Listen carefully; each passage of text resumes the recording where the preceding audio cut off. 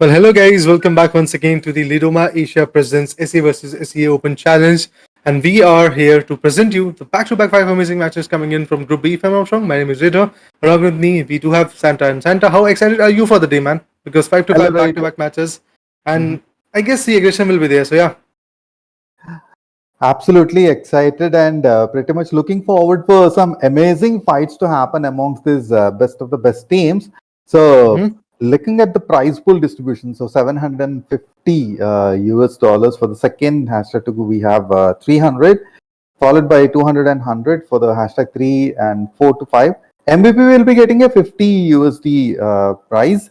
So definitely it's gonna be an amazing day, and with compiled with those fantastic fights which we have already observed in the previous days. I still remember those headshots which were connected with arm and those mini shots which managed to get those scrape offs but did not get that knock. So yes, looking forward for a great day, Rida.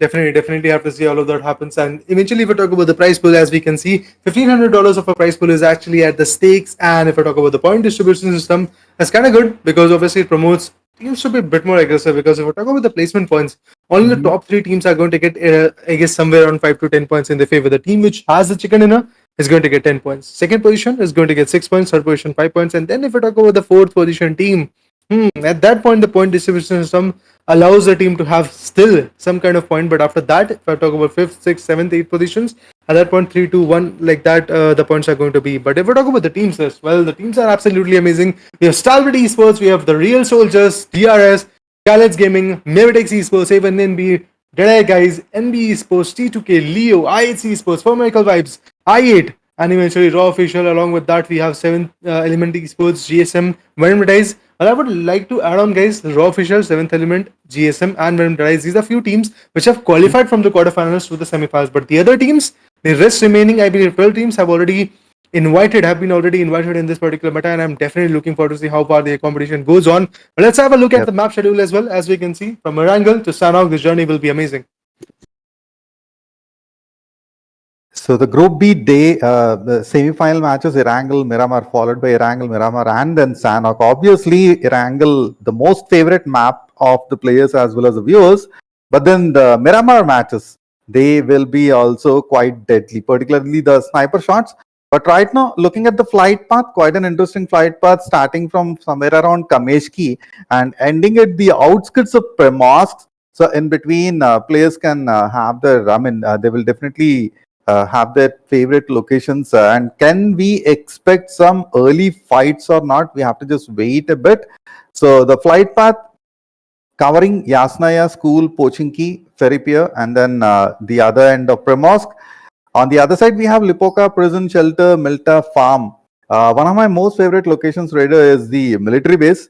So let's see if we can expect any of the teams fighting or down there, or also looking at the flight path, I would like to give a prediction that this might end towards the eastern corners. So let's see if that might happen, if the meta is happening the same manner, or it would go the other way around.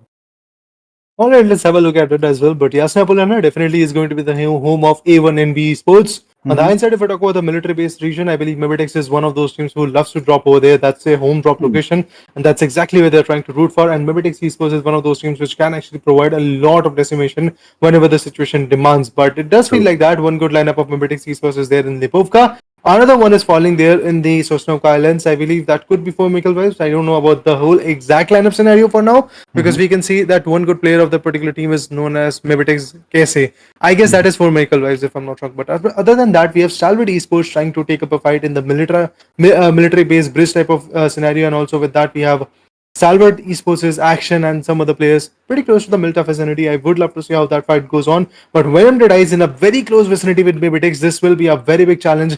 I would love to see how the answer goes on. But IHC Esports, one of my favorite teams, is here in the lobby. IHC, STALWART, and then if we talk about BTR, along with that we have DRS. Quite a few amazing names, to be honest. I love the way the play and eventually the aggression is there from those teams. Oh, a micro Z shots coming in, but eventually a DBS got connected. But still, from the back end, we had a beautiful UMP45 coming up as an asset, and just like that, NB Esports loses their first blood. And again, NB Esports, one of those teams who has players like Mondo, definitely was expecting a lot of fights from their corner, but after losing the first pair, I believe a passive play is going to be there from now.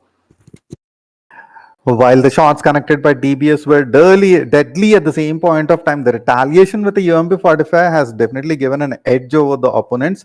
So Deadeye's currently with the lead. They are trying to form up along with the teammates. And meanwhile, look at players are looking forward for some vehicles, I believe so. So moving on, if we can see some fights nearby the military region, the bridge camping scenario is quite not possible. But let's wait and see. As of now, the meta, along with that, if you can notice that UMP 45 and DBS are quite choice of weapons, but still, a couple of the players are still going for the older combinations like an AKM and a DP. One of the favorite combos, and people playing PUBG Mobile know who I'm referring to. So let's say if DRS, the player, would go ahead and get some huge frags. 16 teams, still 61 players are there on the map. Only favorites. But if you talk about the predictions, I guess I could actually go for 4 Michael Wives, but eventually this is the first match, and 4 Michael Wives has a tendency that if there is more than one match in a particular tournament, which is I guess kind of obvious, every tournament has more than one matches. This particular team loves to come back in the later stages of the tournament. This is one of those teams who loves to showcase the comeback stories. So I believe 4 Michael Wives is one of those teams which I'm not going to expect to have a chicken dinner in the start of this particular matchup. It could be Team STALWART Esports, but then again, that's a huge prediction because the current formation of STALWART Esports is also, again, being very passive, but at the same time, trying to actually go for the eliminations. For me, it is going to be STALWART Esports. What about you, Santa? See, one of the thing is like, about a caster's curse. It happens quite good number of times with me. Hence, I do not actually predict anything. But looking at the way the teams have performed yesterday, currently I have my eye on the seventh element. Let's see if they can come up with some fantastic gameplay, because yesterday they were completely unstoppable in a couple of the matches, and those fights which they took care of definitely won my heart. So I'm looking forward to the same, but at the same point of time, my best wishes, as well as I will say that, every other team is performing the best of the best. Obviously, it's a matter of a higher prize pool as well. Yeah, definitely. As you said, the prize pool is at stake, and eventually, if we talk about the qualifications, remember, guys, only the top 14 teams out of these 32 amazing teams in the semi-finale are going to get qualified for the grands. And apart from that, yes, the other two teams which are going to play in the grand finals will be the fan favorite teams. So your contribution is also something very amazing. So keep an eye on those teams which are kind of, let's say, underperforming, but yet has made their way in your hearts. Make sure to vote them whenever the voting lines are going to be open. But for now, if we talk about Leo Esports, another big name, Yedauta, NovaX, Liquid, and if I talk about the last pair, I don't know him personally, but eventually if I talk about the last first three players to be precise, yes, they are very good when it comes to a very close quarter fight. But I see one of my favorite teams is here. They are looting the Novo region. Oh, sorry, I believe Georgipol Crates and Georgipol, the Southwest City, is actually in their cover. We have Godless, again, a very interesting play from his corner, has came in the previous IPs. Alex is there, Demo is going to be there, and Zeol, again, big name. But Abrab says mate finds one, and that is going to be the team known as NB Esports, which is in trouble right now. Exactly one of those teams which I would not love to see falling down, but Sinister is a player who has been taken down. We have Sek, we have Kaze, we don't have Mondo in the scene. Mondo is the top most aggressive guy of this particular team, and he is not being seen in the lobby. I believe that is one of those things which can create a lot of impact when it comes to NB Esports. So the fight's continuing, and right now trying to find that other shots, and also have to make sure that Sinister is getting proper cover. But meanwhile, the players forming nearby, and looks like, it's a trade, but the ASL in a completely troublesome scenario. Only their last player standing, mate, trying to find out a location for himself to take cover and then provide that essential support to the team. But meanwhile, Fist Boy in place, so mate might also be taken out of the fight, and it could be an early elimination. Let's see if the same would happen or not. But the team is definitely under trouble. Well, yeah, the pressure is something which is again going to evolve as far as the match is concerned. As we can see, 16 teams, 58 good players are still surviving in the match, and we have the Golden Mirados, the Mirados to be precise, are working out. Yedauta, again, a very good addition to Leo Esports. As I said, initially when we started the whole tournament of SA versus SCA Championship, we have to remember that quite a new faces are going to be there. Not new in terms of their meta, but also new into the synergies like factor. Because obviously there True. are some new addition when it comes to the players. For example, if we talk about four Michael Lives, QB was there, Baron was there, Doc was there, but who is Kese? He's a new addition for the team for now in this particular matchup. But I would love to see at the end what kind of output he's going to dish. But yeah, holding up the military base bridge is something that can be worked out. But there is nobody as a backstab which is going to come in. And also the circle is also fairly into the central islands. So I believe the teams have to rotate over there as well. Seventh element, as you said, Zanta, that this is one of those teams which you are looking forward to see how their competition is going to evolve. But the fact is, that was the quarter finale. This is the semi-finals. At that point, yes, seventh element struggled, but at the same point, they were able to qualify in the top 8. So it was a very good journey for them. But now the thing is, as far as you go in a journey, the journey is not going to get easy. It is going to be difficult because now from quarterfinals you are in the semi-finals, and from semis you will go to the grand finals. So definitely for these teams, stepping up a notch and giving up their 100% is going to be very, very important. It's not all about the prize pool, it's all about the experience that they are going to get, because obviously guys, the official tournaments are also on the way, and I believe it is going to start in just 1 or 2 days. See, as expected, the circle converging near to the eastern area. So while talking about the flight path, we kind of predicted it could be an eastern circle, and that's what kind of forming up as well.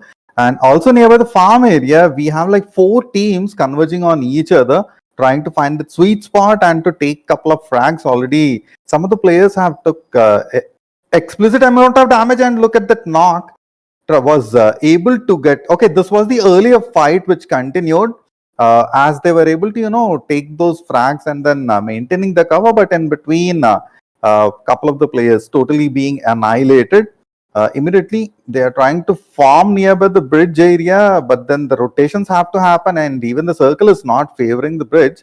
So even those players are trying to find a different location. Yes, as rightly mentioned, these matches are going to be very, very crucial for a couple of the teams, as rightly mentioned by Raiders. So these players are trying their best to avoid the early fights. Even if they know that they can get those frags in place, they are trying to slightly deviate from the location, go ahead, take a proper cover, and then engage into a different fight altogether. But these formations are slightly confusing. Maybe even the players are looking forward for a safe spot kind of scenario to engage in the fights in the later stages, not maybe during the first 3, but maybe after the 4th and the 5th. But even the circle formation right now is gonna give a bit of difficult time to a couple of the teams, Raider. Well, when the stakes are this high, when you're talking about the semi-finale qualifications to the grand finals, obviously the teams are going to play a bit more passive, and we can see a lot of teams are going to play outside the circle. They're trying to take the damage, meanwhile also trying to rotate as well. Like, if I name one of my favorite teams, I'd see ESPORTS. Let's see how they're going to play, because at the end, they have to survive. They have to get the kills, because eliminations are something which is again the bigger part of this newer point system, because we do know that the chicken dinner is going to get them just 10 points. But on the other side, if we talk about GSM, T46 is very low, just one good shot. That's all we need, and Akase finds it. He does manage. Okay, that was demo, if I'm not wrong. We had NB Esports also fighting back in some other corner. Okay, this is Leo Esports which is fighting back, and Leo Esports tried to retaliate. Yes, indeed, they got the first frag. That was Sinister, who had been completely slayed out of this equation. But the fact is, NB Esports still has got the upper hand in this fight. On the hindsight, if I talk about IHC, yes, their second kill is something which is pretty close to them, because obviously there won't be any kind of cover coming in from GSM's perspective. Nobody wants to go outside the circle and then take up a fight. It was just an unfortunate scenario for GSM, where they were holding their own angles. Yes, they were damaged a bit, and eventually a push that it came from IHC just worked out way too fluently. And on the hindsight, if I talk about NB Sports, look at them. 5 amazing finishes. Sinister, one of the biggest giant of the Bangladesh region, has been slayed, but still he is there with his team in the back ends, and he's supporting the teams to give all the information, give all the audio cues that are required. One good nade, that's all we need, but that nade is not going to make a large dent, because the player knew that there's a nade getting cooked up. That's why he was able to fall back. Once again, some more nades are going to be there. Let's see, is it going to be effective enough or not? Yes, a huge amount of HP has been dished out, but same can't be said for the NB Esports, because yes, they were able to flee away from the scene. If I talk about some other teams which are trying to be in a clash or maybe pretty close to it, T2K Esports, Train to Kill versus MABETEX. These are the 2 teams which are fighting pretty close to Prison region, as we can see. There could be a big clash coming in. IHC on the other corner, after ripping apart 2 good players of GSM, is also trying to be in the circle, but I feel like that there will be a clash between them and Raw Official. See, as soon as the current fight finishes, immediately they have to face off another team because there are two more teams who are trying to form up in the same area.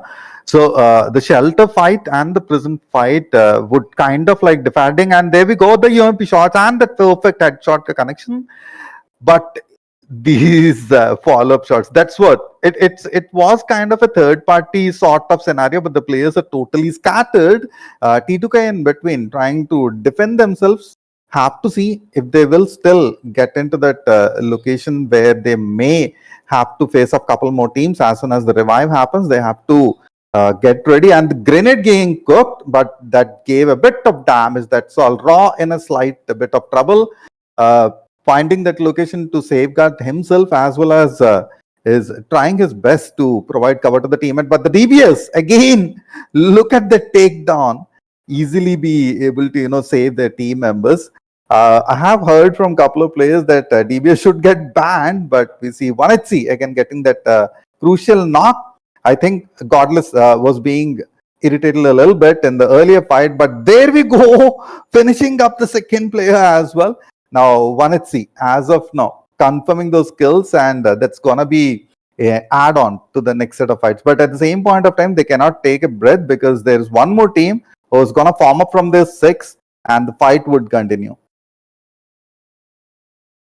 Yeah, 13 teams are still surviving. 46 players are there right now, and it does feel like that Deadeye guys are going to have a very tough time at this point to survive. IHC on the other corner is also wreaking havoc onto players of A1 NB Esports. Hitman has been taken down by Zeol. NB Esports still surviving, and I believe, yes, something of a revival is going to come in. Sek is also there. Oh, it's raised out of the vehicle. That is something funny to watch out for, but eventually remember, the lobby is full of the giants who can take you down in an instant when they spot you, and that's exactly what is happening. But Fist Boy, the last one standing, also got connected with a molly, but he's still surviving thanks to that particular jump that he made, and eventually out of that particular scenario he's able to survive. But IHC with already 8 amazing eliminations, I am definitely looking forward to see a very long, a very efficient battle coming in from that particular team. But all in all, we do expect T2K also doing the wonders. NB Esports' Fist Boy still crawling back into the shelter. If we talk about Sinister, that's the last one standing which is still surviving. He was there. Oh, one Sinister was there from NB Esports. This is another Sinister. So it was my bad, guys. This is the Sinister that you really love. Even NB Esports is the team that he is making his home on. But I would love to see how the formation goes on, because for Michael Vibes, now they are approaching IHC. Two of my favorite teams are trying to take up a fight, and I would love to see how that turns out. Because again, for Michael Vibes is a Mongolian giant. If we talk about, say, IHC, again a similar region. But then if we talk about the class of fights, that's totally different. For Michael Vibes, a very calculated team. On the hindsight, if we talk about IHC, a very destructive team who does not want to take many position points, but for them, it's only about the kills, it's only about the frags that they can gain. That's exactly what they're trying to come up with. 5 amazing frags, I believe, is what they are going to have. 5 or 9, if I'm not wrong, because 2 squads have already been slayed by HC. The rest remaining, I believe they are again going to be in a target pretty soon. But for Michael Vibes, after losing one good player, Doc is going to be there hunting for the player. Where is he?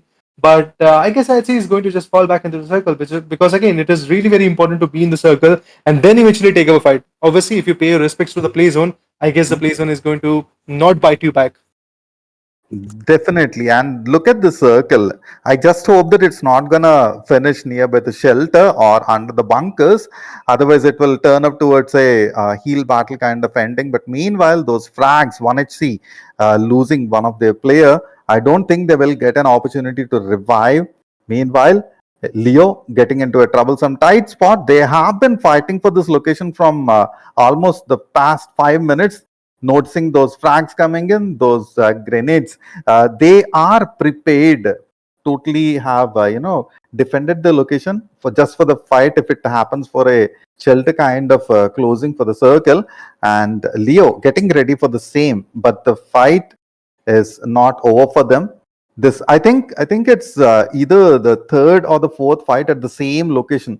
So look at the formation from the other teams. We have AINB. Who's converging from the southwestern parts, and even the northwestern parts are totally blocked. Definitely. I'm looking forward to see how that circle, or should I say the parameters, are going to be get broken. But Venom Deadeyes on the other corner is getting taken down, and they are trying to take the players as well. At the same point, we did saw that STALWART Esports is losing one good player of their own. The player has been knocked out, but IHC Esports, they're trying to slam into this compound. Is it going to be easy? Not at all. One good player gets taken down. Shifu sir, one of the best players of this community, has been alive, and he's trying to take the players down. Oh, through the vehicle, through the buggy, they were trying to demonstrate the aggression, but two good players have been taken down. It's all about Zeol and Demo. Well, there you go. With a S686, the gun they actually never try to use, they are getting the knockouts. What a beautiful game is all about here right now. IHC has already secured 8 amazing finishes, and they're about to secure more. But before that happens, Alex has already been taken down. Zeol has to do the heavy lifting to survive and also take as many S points for the Oh team. no. But on the hindsight, it's done. IHC tried to be over aggressive, and they have paid the price. And that's why I usually say that IHC is not one of those teams who loves to go for the position points. They are here to just come up with a destruction, and they are already doing it as we did saw. But Leos and Novax, the last one standing, look at him running back to the shelter because all the last players have been taken down. He's the only one surviving, and he has to be back in a cover. Otherwise, he could have been taken down.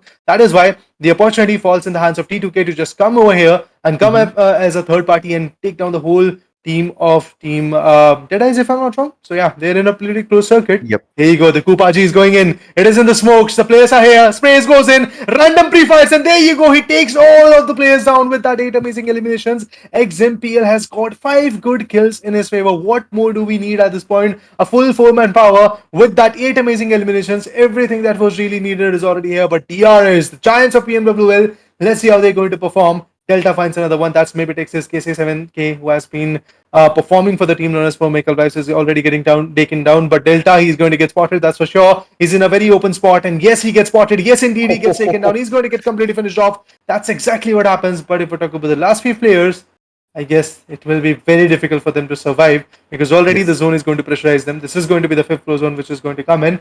And apart from that, for Michael Vice is also not going to leave the side of these guys. They have to move as early as possible because they have to cross like 2 to 3 teams on their path, and also the circle is gonna the zone is gonna punish them very, very heavily. But meanwhile, look at the revive, but immediately being taken down. DRS again has the control in place. The 1v1 happening, but the fantastic takedown. Yep, getting one more, couple more points down there. But the shelter, the fight still continuing, and the teams which have converged. So even the northwestern, the southeastern positions have been totally getting into a tight spot. So this particular sniper tower might become a crucial position if at all the circle is gonna close by. So we already have a team, the 7th element players, totally taking control of the position. They know for the fact that they are being compromised from both the sides. As a matter of fact, they are surrounded totally.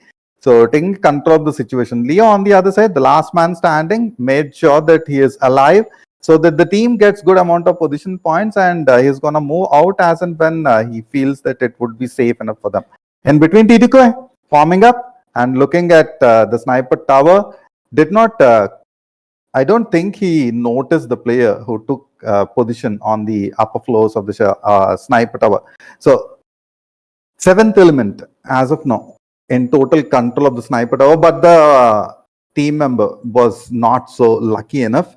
I think they both went for getting those crucial frags for the team, and they immediately got annihilated totally. Stalwart on the other side has a bit of high ground advantage, but that became a disadvantage for ICA as well. So, would you think they would get revived at this juncture?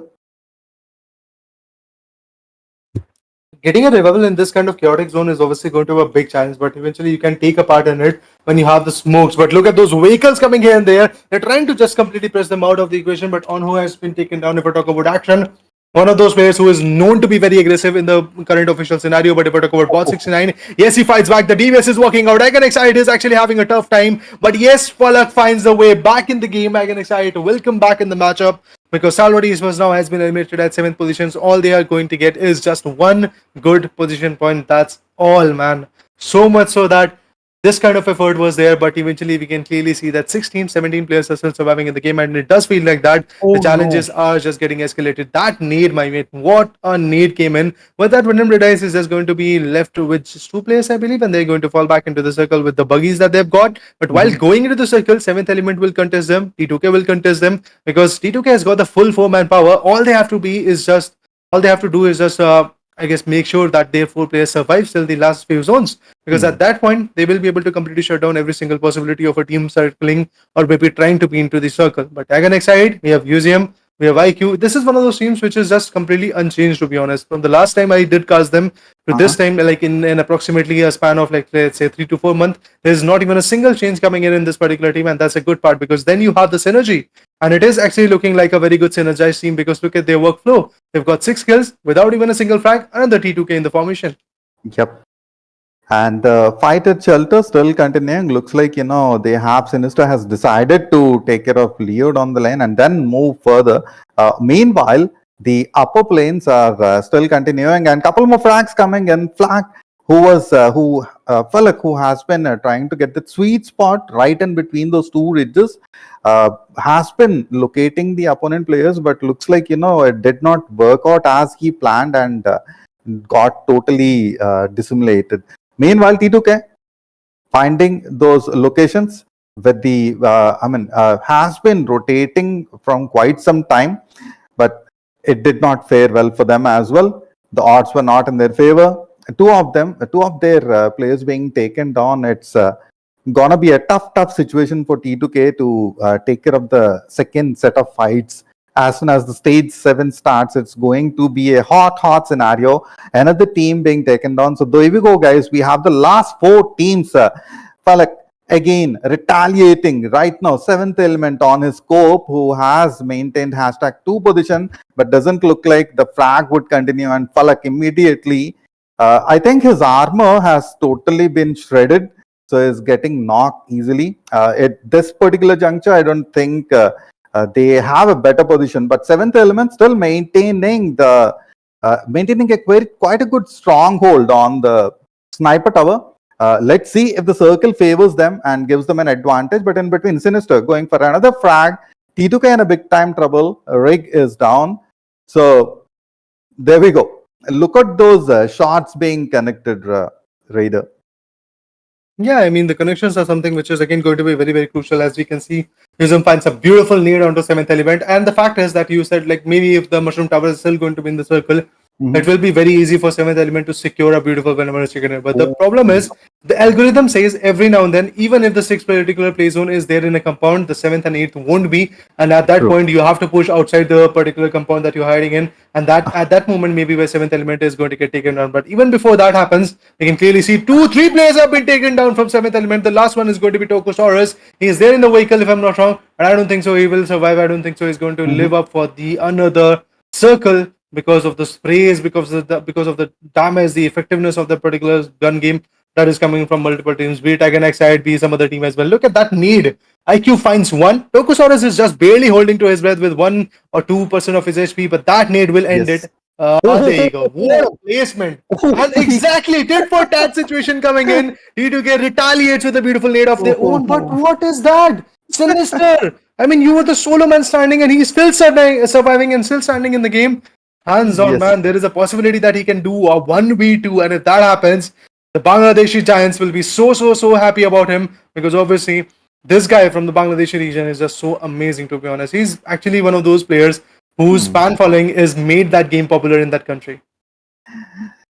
So it's a 1v2 scenario, but looking at 7th Element game being annihilated from both the end, from 2 players of different teams targeting at the same corner. So 7th Element, while trying to survive the frag grenades from one end, they were getting shot down with an M4 6x precise eliminations, man. So there we go. The last fight, the 1v2 scenario. While the team has an upper ground, Sinis is still managing to connect those crucial M4 shots, but he is surrounded from both the ends. At any juncture, Sinister, this could be the ending. Oh my goodness. Fantastic chicken dinner. Lovely play towards the end, surrounding the player from both ends and making sure that they get that crucial chicken dinner for the team. I mean, too close but too far, to be honest. Sinister came way too close to having a chicken dinner with 3 amazing eliminations, if I'm not wrong, and he was about to secure the 10 position points as well, along with the 2 eliminations that he could have secured after taking down T2K. But eventually, that flying situation that T2K created was just so amazing. That is why we do see a very good strategy play coming in from T2K and teams like that, and that's why I guess it worked out. T2K definitely did the heavy lifting, and at the end, we do see a very interesting chicken dinner coming from T2K. And I guess if I'm not wrong, in the 4 zone, I said as enter that basically if T2K manages to survive with the manpower, they will be able to secure the chicken dinner. That's exactly what they worked on.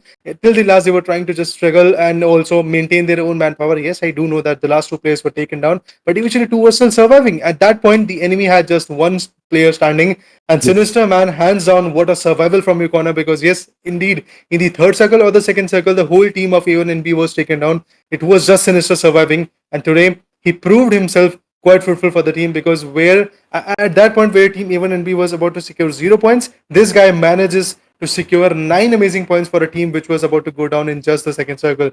That's why he's the Sinister. That's why he's the guy who Bangladeshi Giants love, and not just over there in Bangladesh. I believe everywhere, wherever the PUBG scenario is there, teams fear Sinister, or maybe should I say fans are there from Sinister's perspective. But T2K, what a job, man. 14 amazing eliminations and 24 total points. What a beautiful play from the corner. I get excited on the corner, 14 for them. Even in B 9 points, as I said. IHC with 9 points as well, and that too all for the eliminations. Look at them.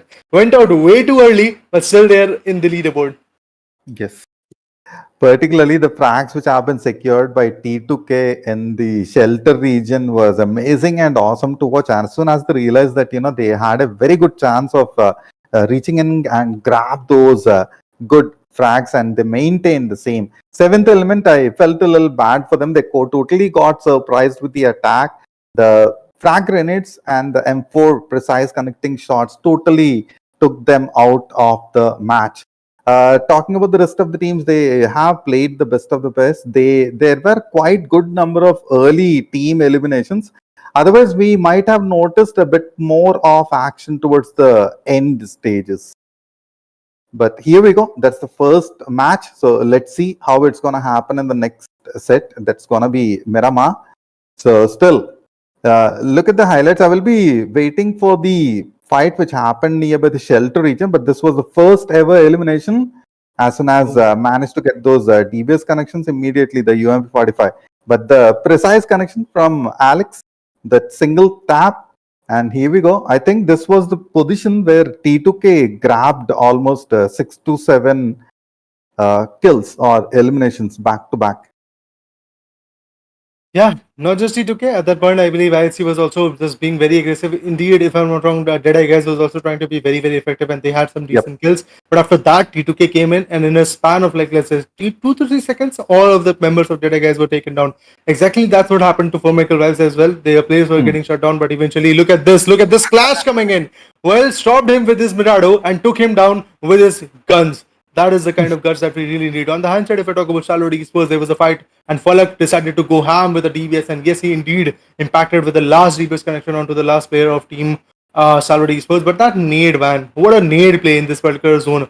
You will see multiple times also in the highlights that the nades was just so effective. Look at this nade. Look at this moment. Nade goes in, takes down Tokosaurus, but at the same moment, in the span of 1 second, another nade comes in from T2K's perspective and takes down the team known as SKYLIGHTZ. That's how beautiful the game was. And top fraggers are in front of us. It will be XMPL for sure, with 9 amazing eliminations and 9 KD. What a play, man. What a play, dude. On the hindsight, if we talk about SKYLIGHTZ, his IQ was absolutely amazing, with 5 amazing eliminations and 5 KD. If we talk about the third person, it is going to be IHC's. There's Yol. 4 amazing eliminations, went out way too early, and still was very effective, to be honest. So enjoy the way the competition went out.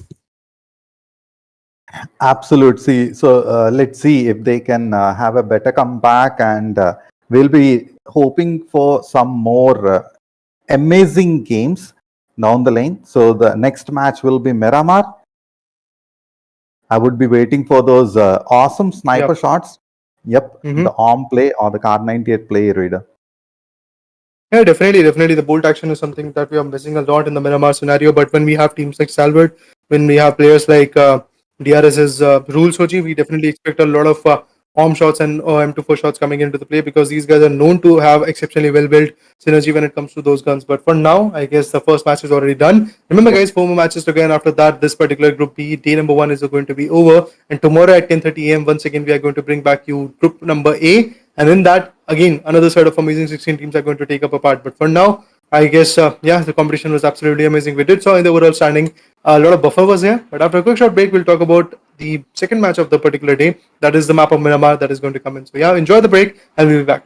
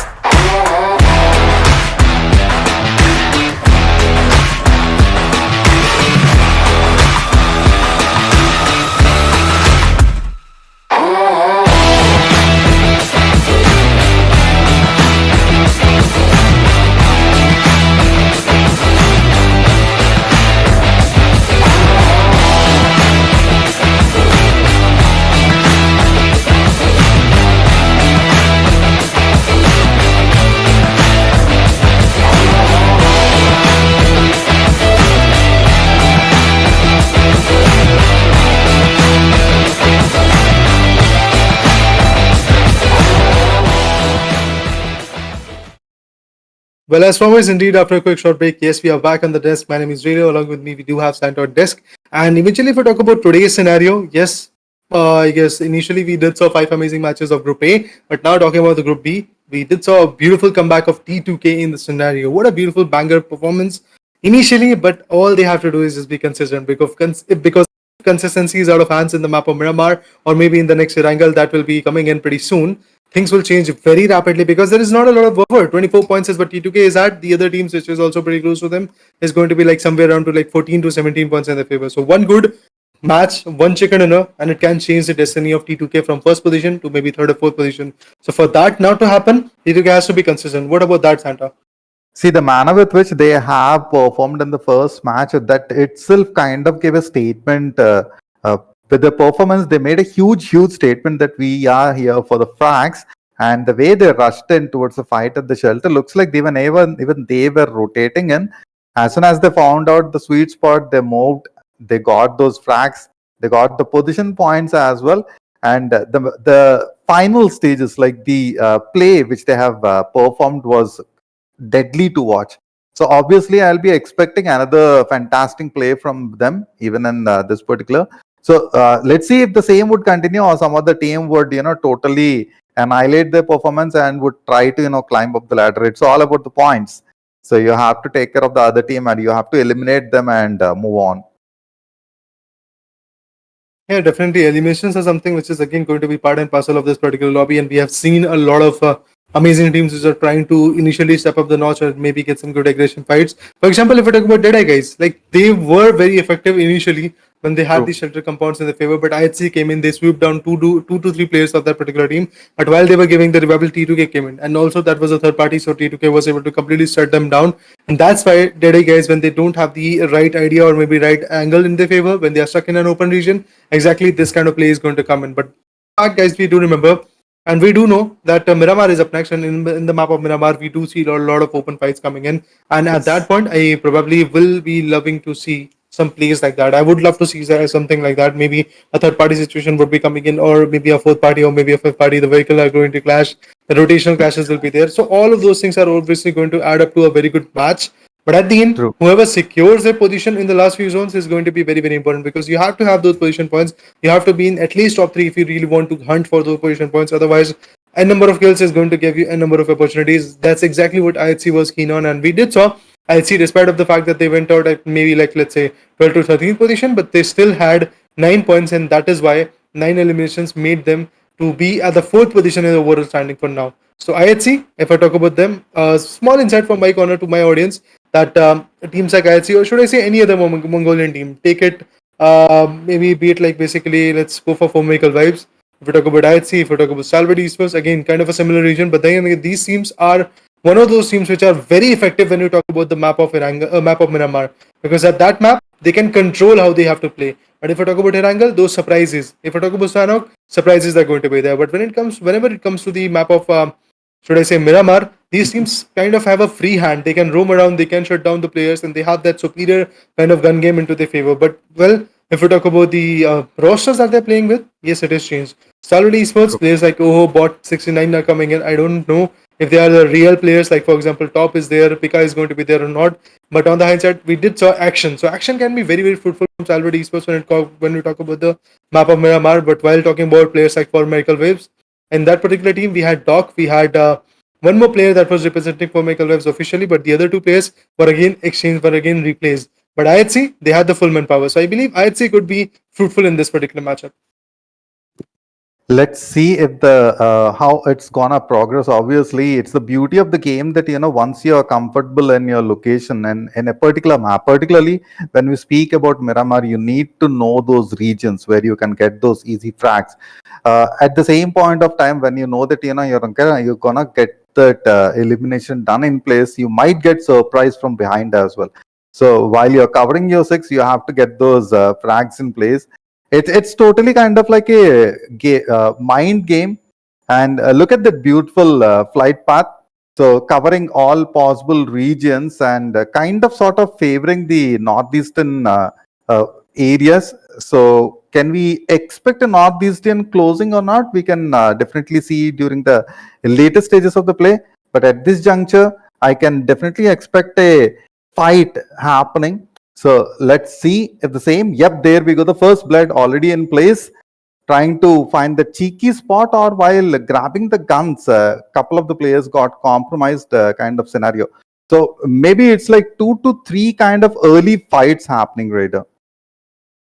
Yeah, quite a few early fights are going to be there, but at the end, if you are the one which is still going to get the upper hand in those particular early fights, I believe you are going to be the favorite one. But Leo Esports, I don't think so. Leo official players are going to survive. What was that? What kind of play is that? But oh, eventually the knockout came in. Oh, that's interesting. The player is going to fall down, but he's going to fall to his death because of a beautiful connection that came in a decent mode, I believe.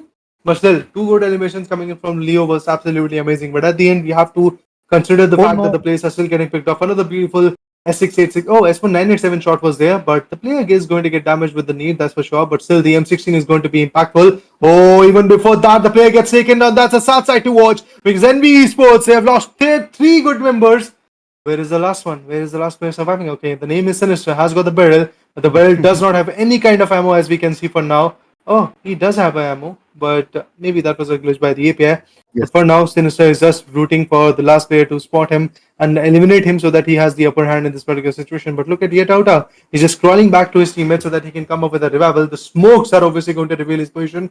This was, I don't know, a wrong call or maybe a situation which can impact the performance a lot because the player known as Liquid is going to go ahead and get the revival done. But at the same point, Sinister now has an idea of where the player could be. So he could be coming in with a pre-fire, he could be coming in and taking down the players. And as we can see, multiple pre-fires are coming in, but still not that effective to be honest. But Yetauta is back to his feet. So that is something funky because yes, Leo official survives. Leo Esports is going to be back in the game. On the hindsight, Sinister, you are still going to struggle to take at least 1 or 2 player down.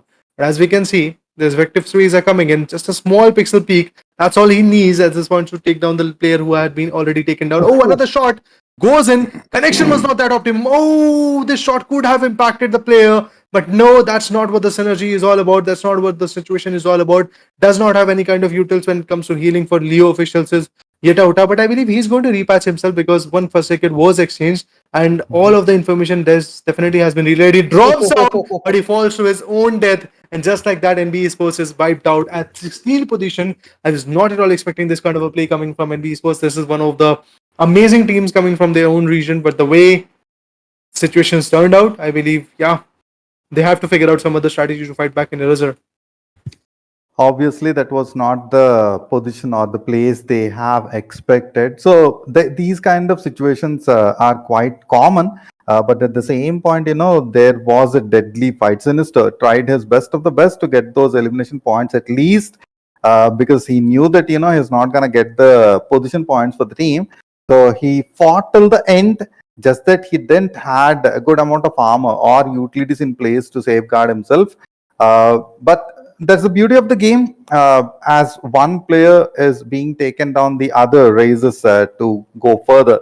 So DRS in between, they have their supplies in place. They got their vehicles. Looks like they would start their rotations and moving in from Hacienda.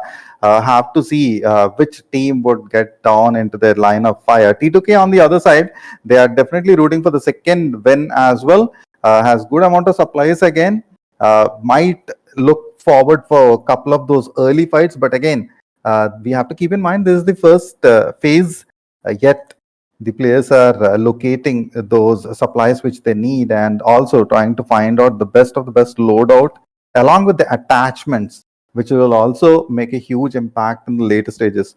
Had it been Erangel or maybe Sanhok, the play would have been different. The attachments might not have been that not crucial, but in maps like Miramar, you have to make sure that you have those sweet attachments so that your spray is totally precise, because many of the fights it will happen in the long range.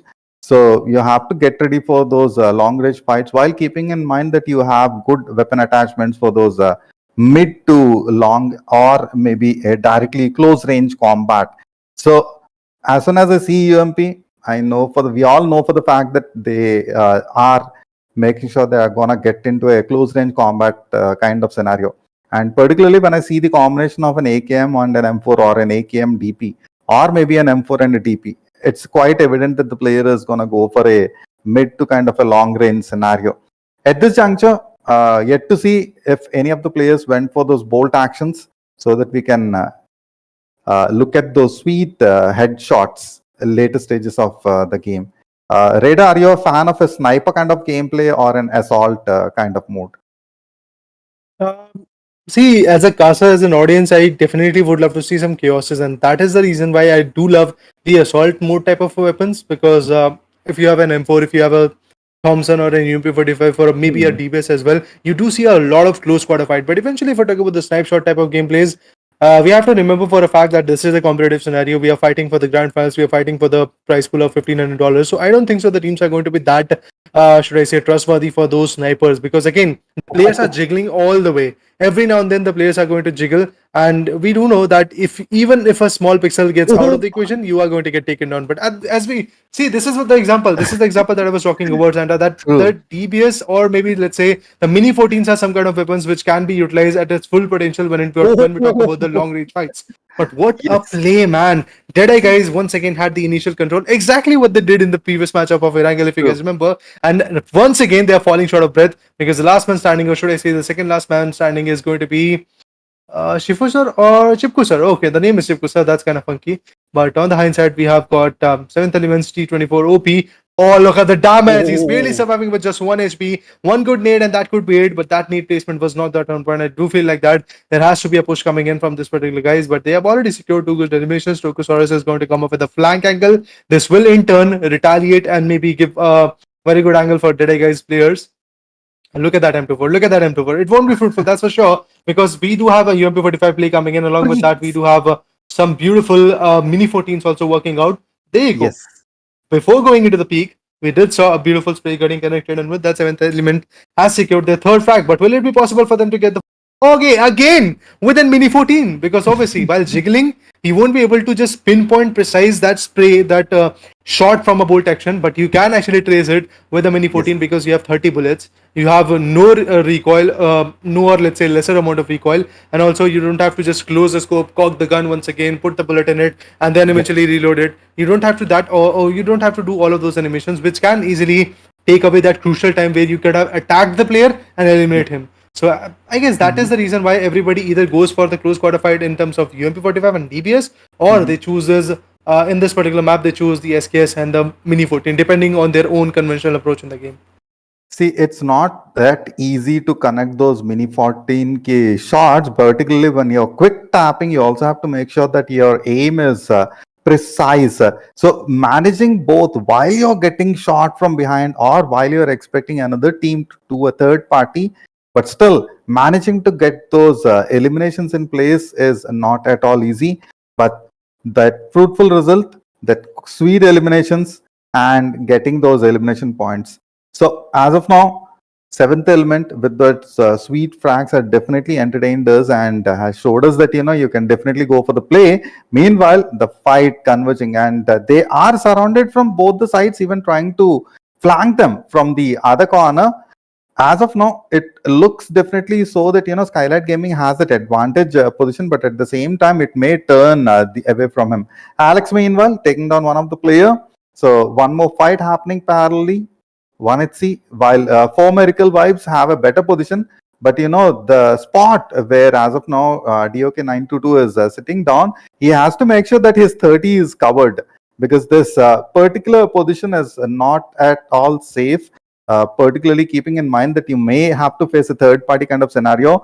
Already teams are converging in and the frags coming in, but meanwhile, look at that concealment, using the ridges to his advantage, but doesn't look like it's going to be a favorable spot. And while being chased, my goodness, these kind of vehicle fights which happen, that was not the kind of play I expected. But Alex managing to take down both, could not survive the attack, had to go for the upper edge and immediately being punished heavily.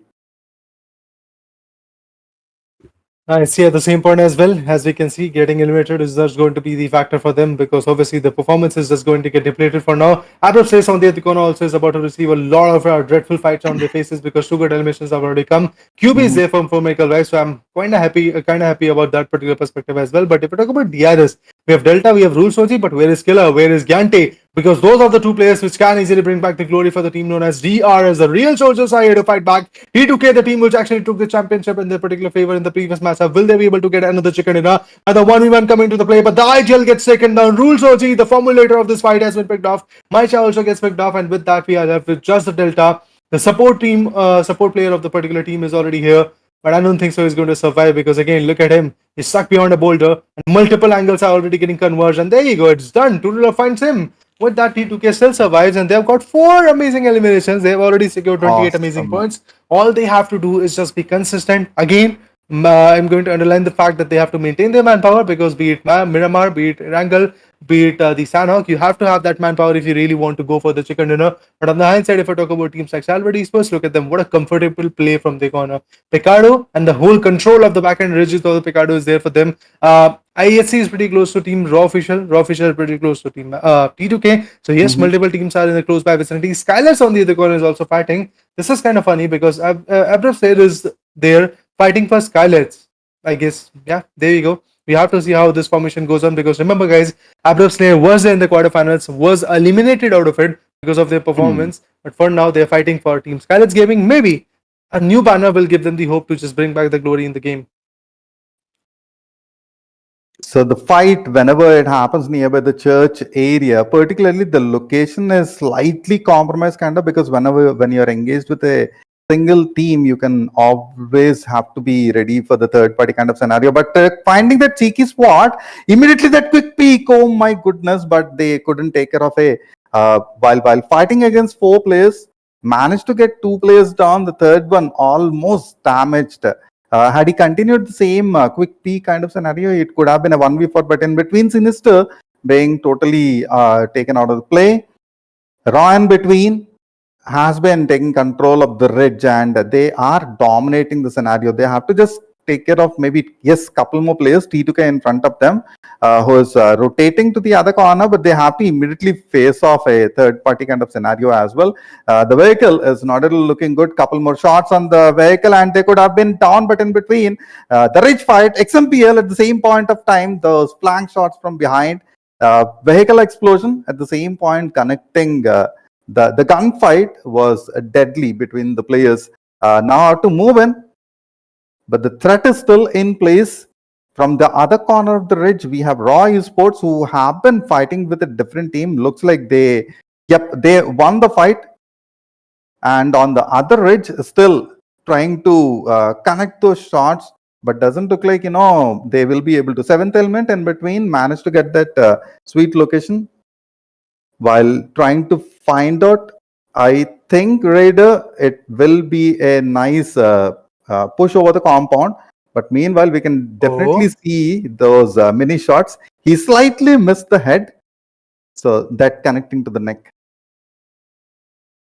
Yeah, the shots were connecting, but MABETEX Esports is now going to completely push onto this angle, and Wally had a beautiful insight that the player might approach to that angle, and that's exactly what happened. What a beautiful, brief statistics was working out for now. But now moving forward, if we talk about the last few players, Tokusawa is also going to completely back out from the scenario, because he does know there is no question that the revival is not going to be not going to happen, and that's why Tokusaurus has to, I guess, let's say, completely bail out of this particular compound. On the hindsight, if we talk about GokuBot, he's also struggling, but yet, and despite of the struggle, he's going to completely fall back. Gojo on the other corner tried to track the players down, but obviously while tracking down, he might be set up in a trap, and that's exactly what might affect the performance of MABETEX. That's why I don't feel like that MABETEX Esports should actually be this much committed to a surge party, because again, a third party could be coming in pretty soon. Agonic side, definitely they have got the angles right in their favor. They have got 3 amazing kills in this particular matchup, but the third place zone is going to come, and that hardship will ignite some new fights, and I'm definitely counting on it. But let's see where the hardships are going to go, what kind of pick are going to come in this particular matchup. Okay, there you go. Complete shift to the Monte region, where definitely the official feels quite comfortable. STALWART Esports feels quite comfortable. I do feel like that this could be one of those matches where STALWART Esports can get the upper hand, and the only teams which can stop them is going to be the team VENOM DEADEYES. It's going to be Agonic side, and apart from that, it is GSM. I was under the impression that it might end nearby the Picado area, and that we can, I can notice some hilltop fights, but the hard shift is definitely gonna trouble a lot of players. Wanna see in between, finding that high ground areas while trying to get an upper hand over their opponents. The fight still continuing. Xiol, while managing to get those sweet shots on their opponent, but is not at all being allowed by Egon. So quite a good amount of rotations being performed, but Xiol will have to get into that location and immediately facing up the player. Looks like that counter rotation in place, and the support which he was expecting from Godless will not be there. So he has to take care of the scenario all on his own. In between, his opponents are converging onto him.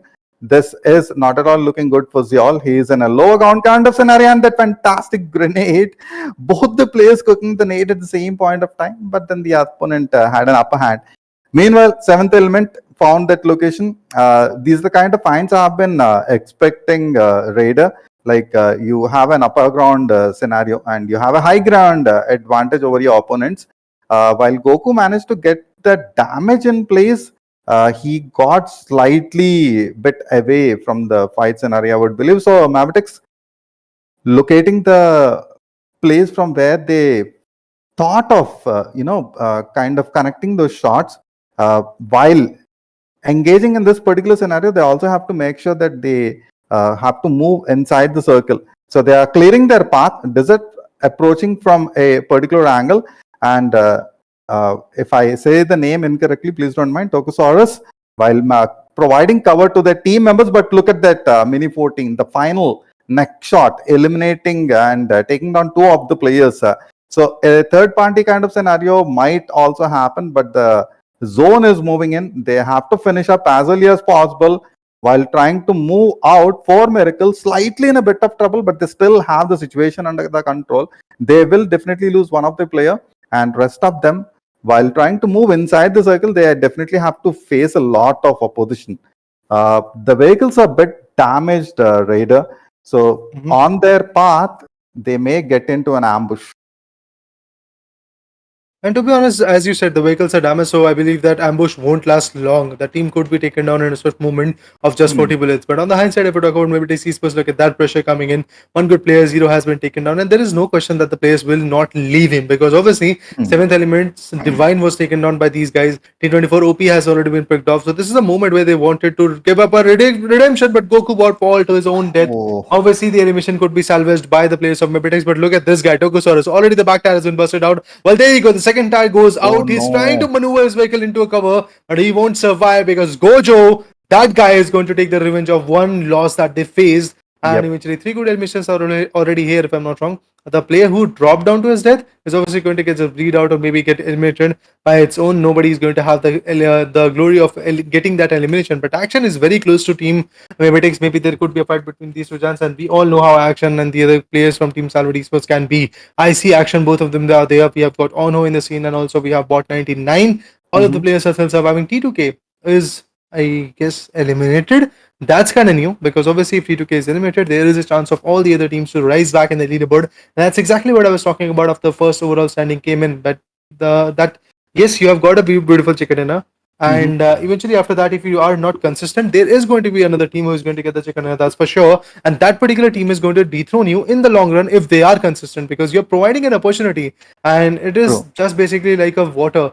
And if you give that opportunity to a water body, he's obviously going to make an entry and obviously going to fill in and eventually gel in into the lobby. And that's exactly why you don't have to give the space in the leaderboard to any individual team or even an individual player. But Action! The 1v2, I feel like that a 1v2 could be coming in. Okay, Action gets one.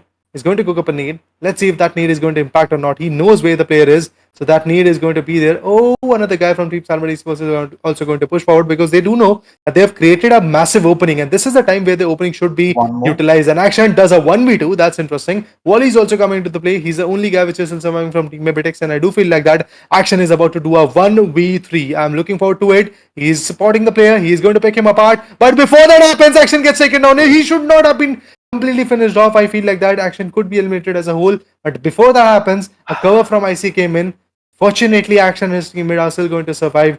What a play. And also remember, guys, Honor was way too far away from STALWART Esports. That means if IC could have also been taken down, it would be a very beautiful 1v3 and a very effective one, to be honest, for MABETEX. But at the end, all of those are speculations, and the reality is in front of us that MABETEX has been wiped out. STALWART survives. And yes, Miramar, as I said, a very amazing map for STALWART Esports where they used to play very freely, is again going to be seen in their gameplay pretty soon.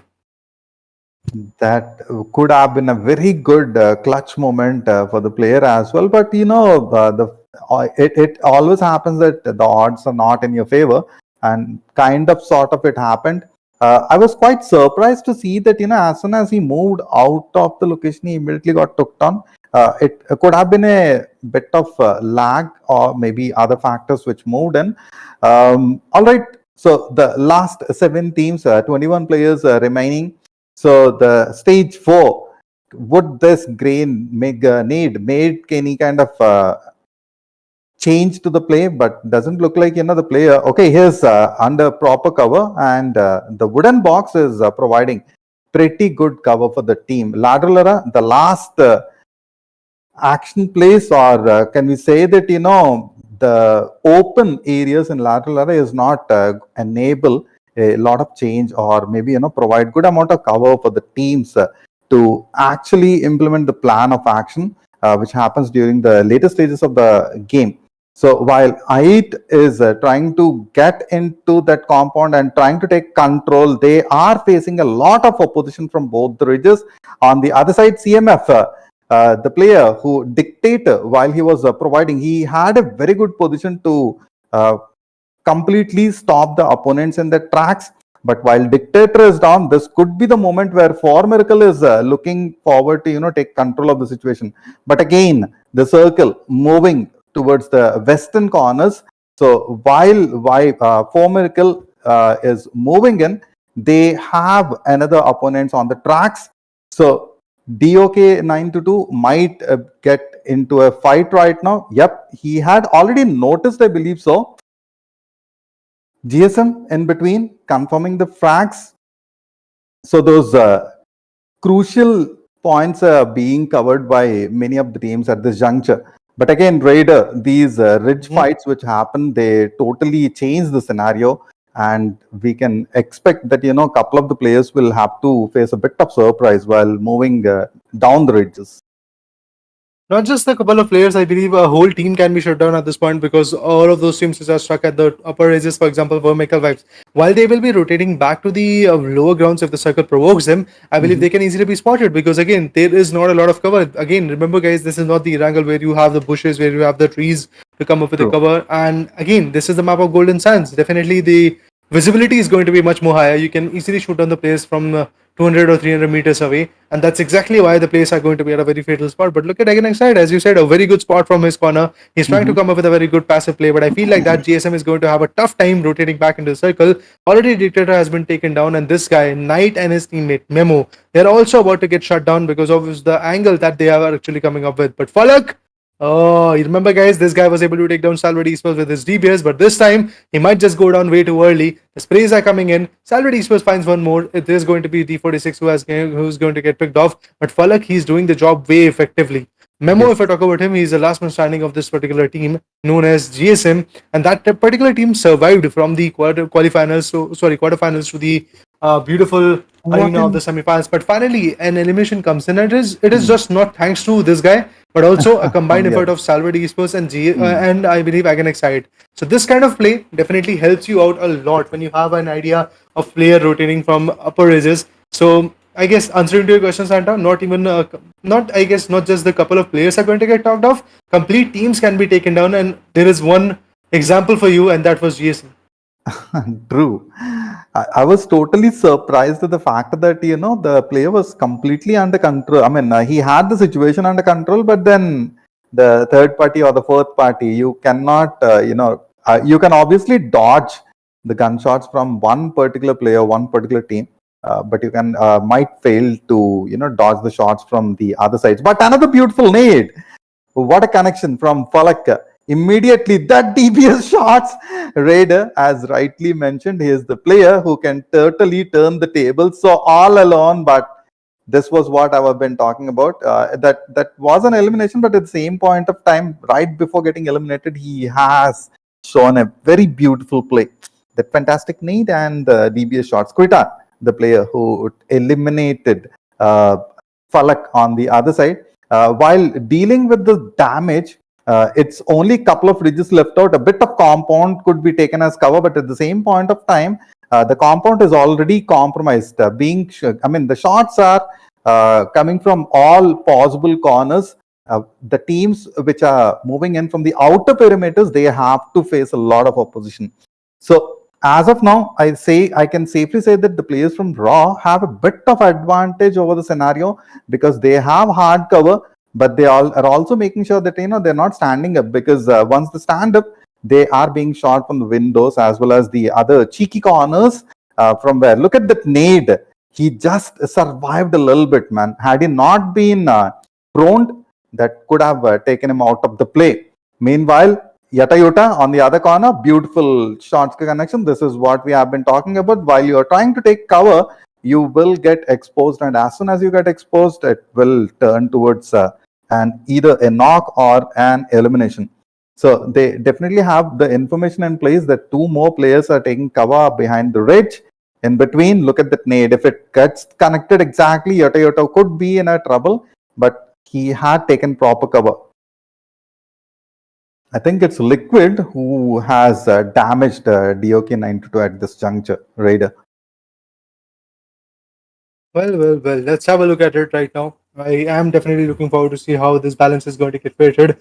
4 Michael Phelps gets taken down at just the fourth spot. I believe that is going to give them 11 points, 4 for the position and 7 for the elimination. That is going to compromise of 11 points. But Raw official for now is struggling because Praveen has been taken down. This is the right opportunity where Leo could slam onto the compound and eventually get the upper hand. But they are more focused on maybe STALWART Esports. But STALWART Esports, I see, is already in a very decent compound. He's trying to be back in the covers, but he's going to get spotted, that's for sure. Maybe he's going to get picked up pretty soon, and that's exactly what happens. Yatayota finds him. He's going to completely take him down. With that, we are left with just the two players. It's a 2v2 situation coming in between both the giants, and both the teams are ready with their own players because yes, the revival that has to be done is already over. And now moving forward, the challenges are just getting escalated. Two good teams, 4 amazing players. Let's see how the output is going to be like. Prabeen and the other guy, Malik, is already waiting way too patiently for now. One good AV shot that could end the stories for one good player, but eventually you should remember that there is a backup like form factor being created. And also, if I talk about the circle, as we can see, it is still going to get favored for those guys who are outside the particular compound. Not for Raw official, but yeah, they are still there in the compound. They're cooking up some good nades. Meanwhile, also cancelling them at the same instant because they do know if they use that nade and if the output is not that much, their utility is going to get wasted. True. They still have 4 frag grenades amongst the both and 2 Molotovs in their inventory, so they will use them for the best. Already trying to cook a grenade, but meanwhile Prabeen is trying to find out at least a bit of info for the players of Leo Esports. So Yata providing cover, Liquid taking that front assault. So the circle gonna shrink. So we can definitely start the countdown and see who has the advantage.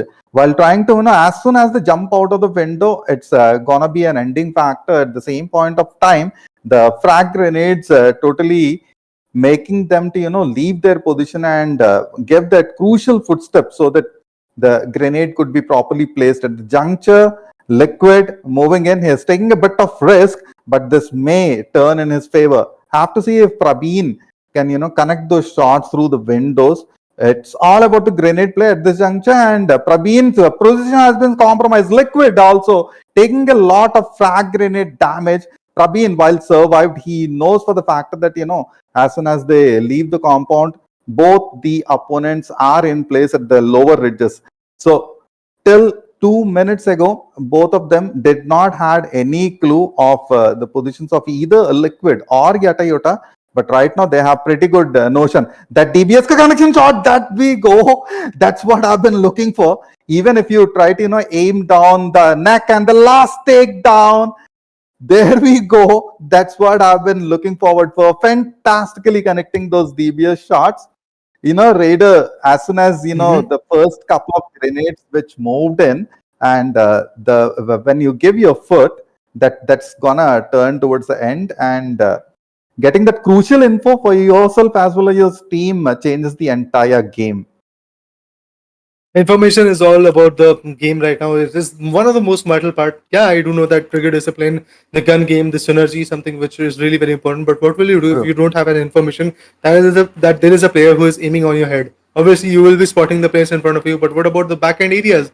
So you have to have that information. You have to have that kind of, let's say, vital, detailed knowledge of how the map works and how the compound is also going to work out. Which window you pick in is going to give you the idea of how the player is, I guess, rotating, and that's exactly what Raw Official had. And they had the information. They utilized it way too fruitfully, and at that point, they have the chicken dinner. But I don't know what kind of, or should I say, how much of a point is there in their favor, because I think Raw Official is somebody who does not go for that aggressive stance. So maybe they're not going to have that many finishes. But at the end, if we talk about the placement points, yes, definitely the highest amount of placement point that can be credited in an individual match is already there for Team Raw Official, which is again a very good side. Leo, on the other corner, yes, they struggled a lot, but yes, again, securing that second position is something which is again going to be a congratulatory job coming in from that particular team. I was expecting that, and yes, indeed, we got a beautiful play coming in from Leo's perspective. If we talk about STALWART, yes, they struggled, but at the end, let's talk about the match ranking. 17 points. 17 points. That's decent. But talking about the map of Miramar, we do expect more than 20 plus points coming up in a single match. But at the end, this is the job done and dusted. And that too, guys, the team which secured the chicken dinner is still at the second position. Look at them. Raw Official. They secured the chicken dinner, but still, despite of that, they are at the second position due to the fact that they didn't had that many eliminations. On the other side, STALWART Esports 11 for Michael Vibes as well for 11 points. I can excited with 9 points, VENOM DEADEYES with 8, 7 Esports or 7th Element, 5 amazing points from their corner, MABETEX with 4, T2K with 5, GSM with 4, IHC with 2 points, DRS with also 2 points, NB Esports with 2 points, A1NB with 0, and SKYLIGHTZ with 0, DEADEYES with 0. I'm so happy to see this kind of match ranking, to be honest, because guys, the fact is, all the teams who are known to give the aggression, who is known to give a very harsh comeback, are already at the back ends. That means they will need to give a comeback, and when they will give a comeback, I would be more than happy, because at that point we will see some strategic plays come into the play. See, Miramar is the kind of map where it is completely a mind game. I would rather say, let's say to the players that, you have to play it like chess, that you have to make sure that your front as well as your six is completely covered while you're moving in. At the same point, while gunplay plays a major factor during your fights, at the same point, if you have a better strategy than your opponent, just the way we saw during the final 2v2 scenario, you flush out your opponents with the grenades and the mollies, get that info in place, and then take care of them with a proper gunfight, while making sure that you have a cover from one of your player. Quite good number of fights happened in the open areas, particularly taking advantage of those upper ridges have given a advantage for a couple of the teams. Felt a little bit bad for some of the players who got totally stuck. Now, assassin down here, this was kind of an assassination mode. This was what I was saying about. Shouldn't have totally exposed himself nearby the doorway. Otherwise he might have, fetched that fantastic clutch. XMPL, while trying to get a position towards the upper ridges, even he got totally obliterated, because you see, many of us are quite comfortable to play on the open plain grounds of Erangel, and Miramar is not the kind of map where you can implement the same strategies which we perform on Erangel or maybe in Sanhok. And there we go, the last final moments, that lovely DBS shots, finding out the second position as well, and look at the jump attack, that was deadly. T2K fantastically played, lovely chicken dinner so far, and standing at the top, 18 eliminations and a total of 28 points, followed by I8 and the other teams. Raider. Yeah, man, I get excited for them. 23 points, a very good consistent approach for Leo Esports. I would love to congratulate them as well, because the fact is, a team who secured the chicken in the map of Miramar is still there at the bottom of the list, at the fourth position with just 14 points. There is a buffer of, I believe, at least 8 amazing points between Leo and Raw. That really showcases us what kind of talent Leo and Again Excited are. MABETEX on the other count 13 points. Warmaker Vibes, similar points for them as well as 7th Element is also stuck with 13 points. STALWART Esports with just 12 points, but there is not a lot of buffer. One good chicken dinner can change the things. Same goes for IHC Esports, 11 points from their perspective. Even NP with 9, and NB Esports with 7 points, and DRS with 6 points, DEADEYES with 6 points, MABETEX Esports with 4 points, and GSM with 2 points, SKYLIGHTZ with 0 points. See, if you ask any fan at this point that are you happy about the positioning of DRS, are you happy about IHC, are you happy about even NB, they'll be like, nah, man, we do know what will happen next. And I guess the only thing that they will be telling us is going to be watch out for the Judgment Day, watch out for the day number 3, because at that day, these teams will outshine every other one. So I'm definitely counting on that particular day, but in order to see how the picture unfolds, we have to see how the individual plays are coming in. So for that reason, the top fraggers are going to be from T2K. We have got XMPL. Remember, guys, in the first match, he had 9 eliminations. In the second one, he had just 1 elimination. That really showcases how much of a downfall T2K had. Again, side IQ on the other corner, in the first match, he had 5, and now in the second match, he has got 7. So interesting. In the map schedule, yes, first 2 maps are already done and dusted. We have Erangel and Miramar pretty much over. Group B, we had the first match going in the favor of T2K with 24 amazing points. If we talk about Miramar, it was in the favor of Raw Official with 14 amazing points. So yes, the buffer of 10 good points was there from one chicken in a team to another chicken in a team. That really shows that things will be very, very drastic in the upcoming 3 more matches. So the schedule is going to be as follows: Erangel, Miramar, and Sanhok. So we are left with just 3 good matches of the day number 1 of semi-finale, Group B. After a quick short break, we'll talk about Group B's match number 3.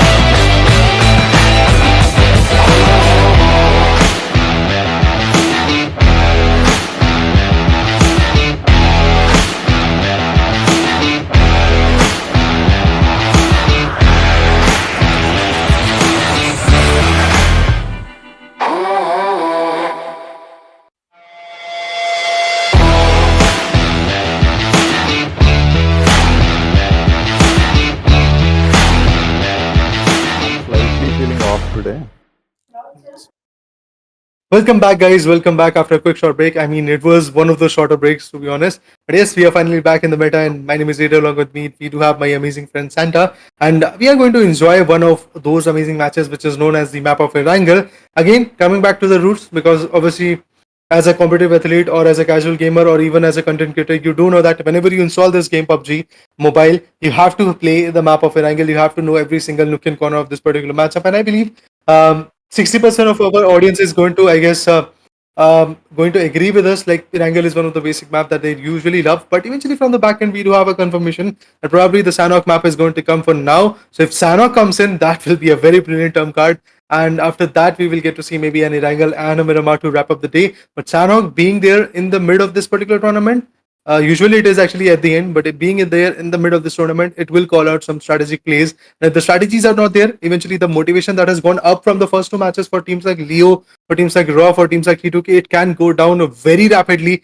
because we do know in the map of Sanhok, you can't control a number of things. Yes, that's definitely there. But right now, we have to see how the teams are gonna outperform the others, because couple of them, they have to make sure that they are climbing up the table. And right now, this is the moment where they can do it.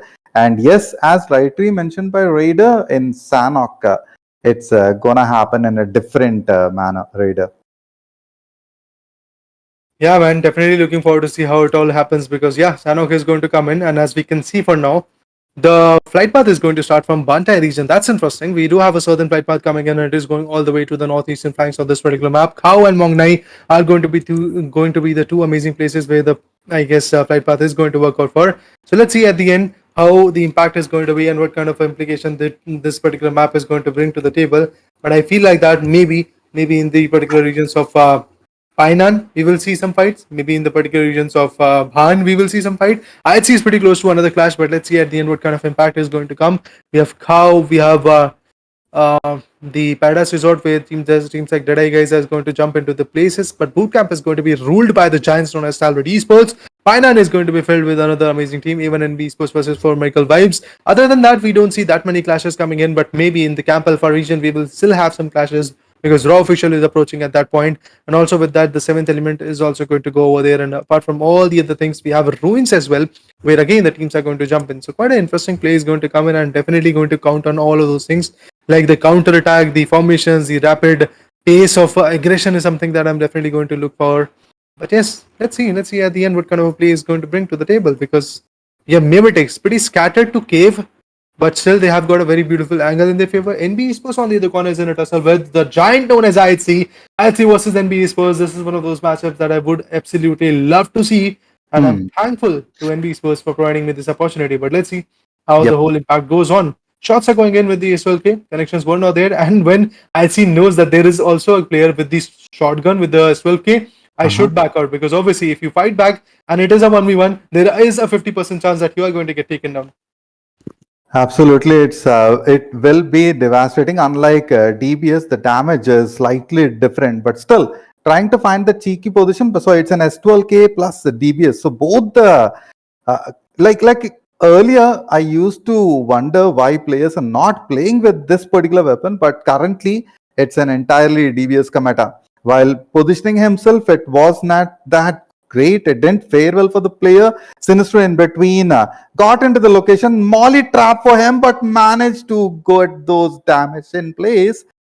It did not go well for him as well, because the opposing play as well as the third party kind of scenario happening over him, completely covering all possible corners. So even NB at this juncture, they will definitely be able to revive their player easily. 1HC slightly struggling, but still can get that revive done. Have to see if if IHC can get out of that difficult position. But meanwhile, look at Fist Boy, that jiggle pick. But Fist Boy, feeling sad for him, man.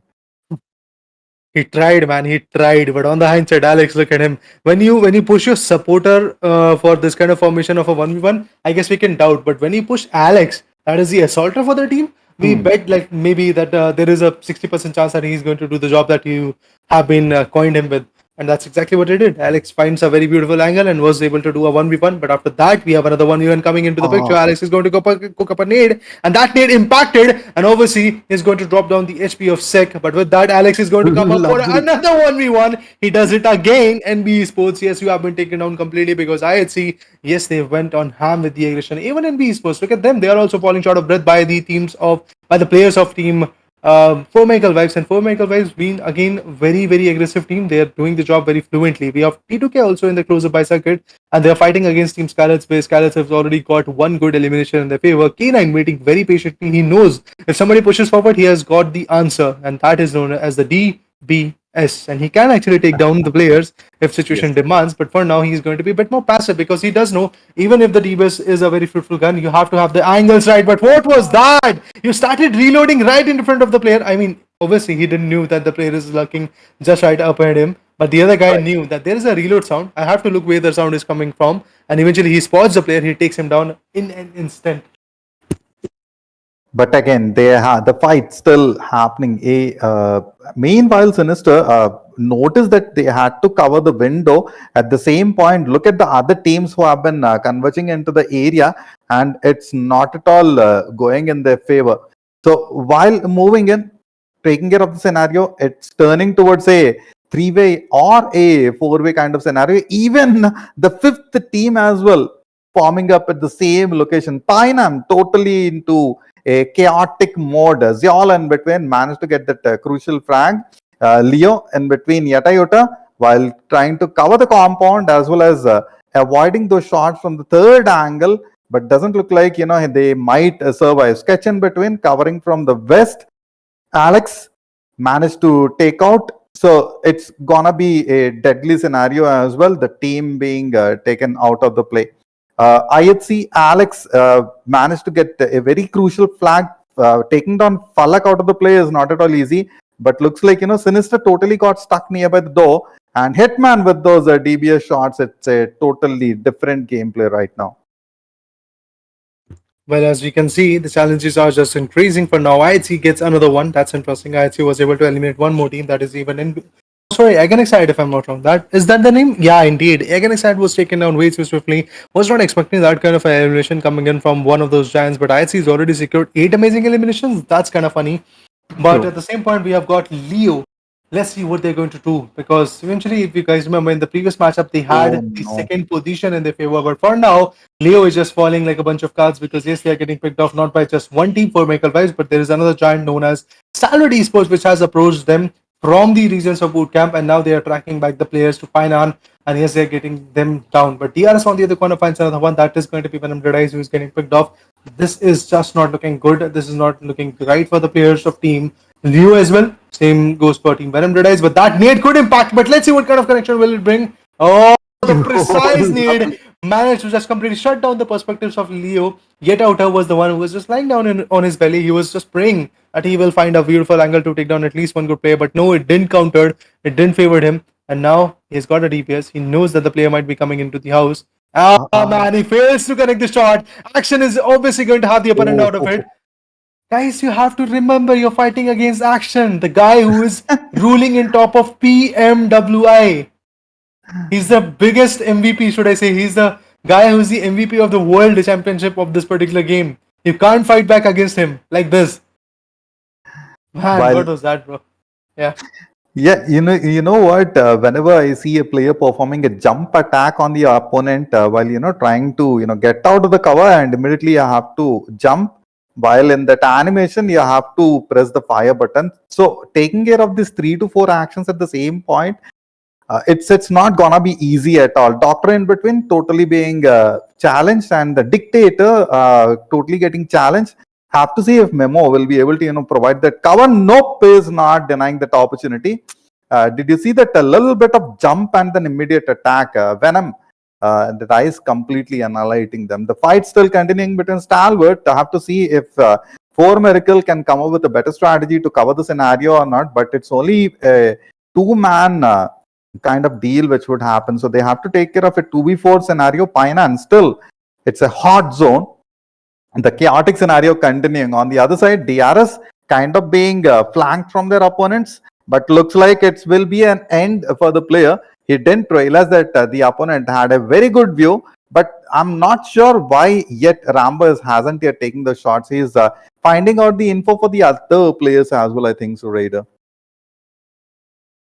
Yeah, definitely agreeing on your points. But Rambo, as you said, he did a 1v3, but now he's trying to find a play. But rules, he had a beautiful sitting duck over there.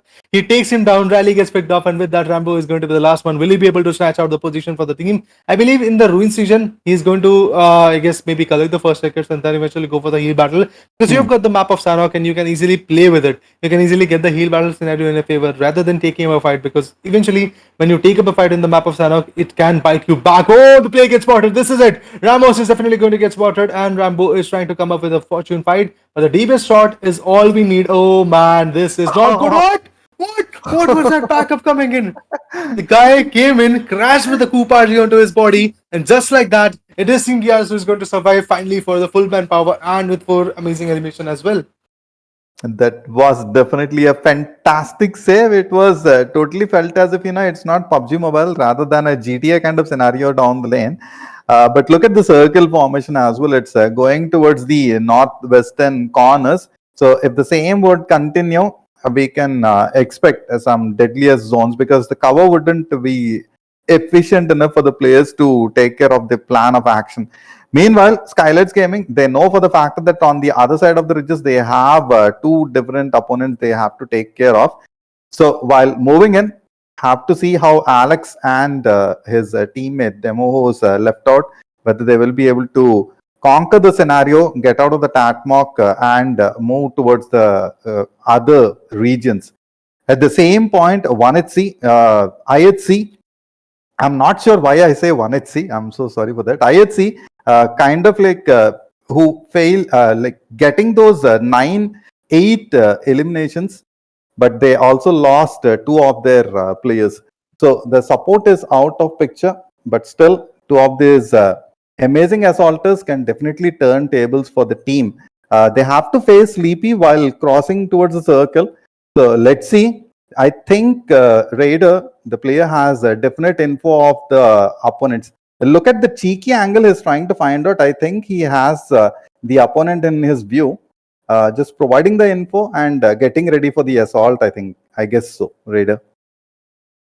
He's getting the info, and obviously, when you have the information, you can time your attacks, and that's exactly what I believe IHC is trying to do. But on the hindsight, when it comes to Jiggle, he's waiting. He's waiting patiently, but he's stuck in a water body, and DRS might be able to have the upper hand in it, and that's why I hate the map of Sanhok when I am an individual player, because you don't know how to rotate, and obviously, if you're trying to rotate from a water body, you can easily be spotted. You have to come out of the water body if you are, I guess, getting submersion in it, so that you can breathe, so that damage does not come onto you. And also, if there is a player or if there is a team which is fighting on the river banks, they can easily shut you down. And that's why maybe raw official can actually be picked off by either STALWART or either DRS. But if the timing is right and if their luck is favoring them, they might just survive. They might just root out and get a beautiful flank in their favor. And I do feel like that STALWART Esports is pretty close to them. But then again, taking up a fight at this point is just not going to be that easy, to be honest.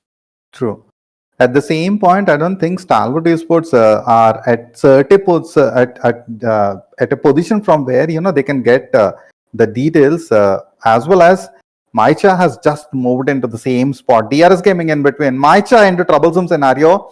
As soon as Raw moved out of the water, they immediately inflicted a heavy amount of damage. But yet they have to face off STALWART from the other side as well. So let's see if the players would engage into the fight. I'm waiting to see that if any other teams would converge from their 6.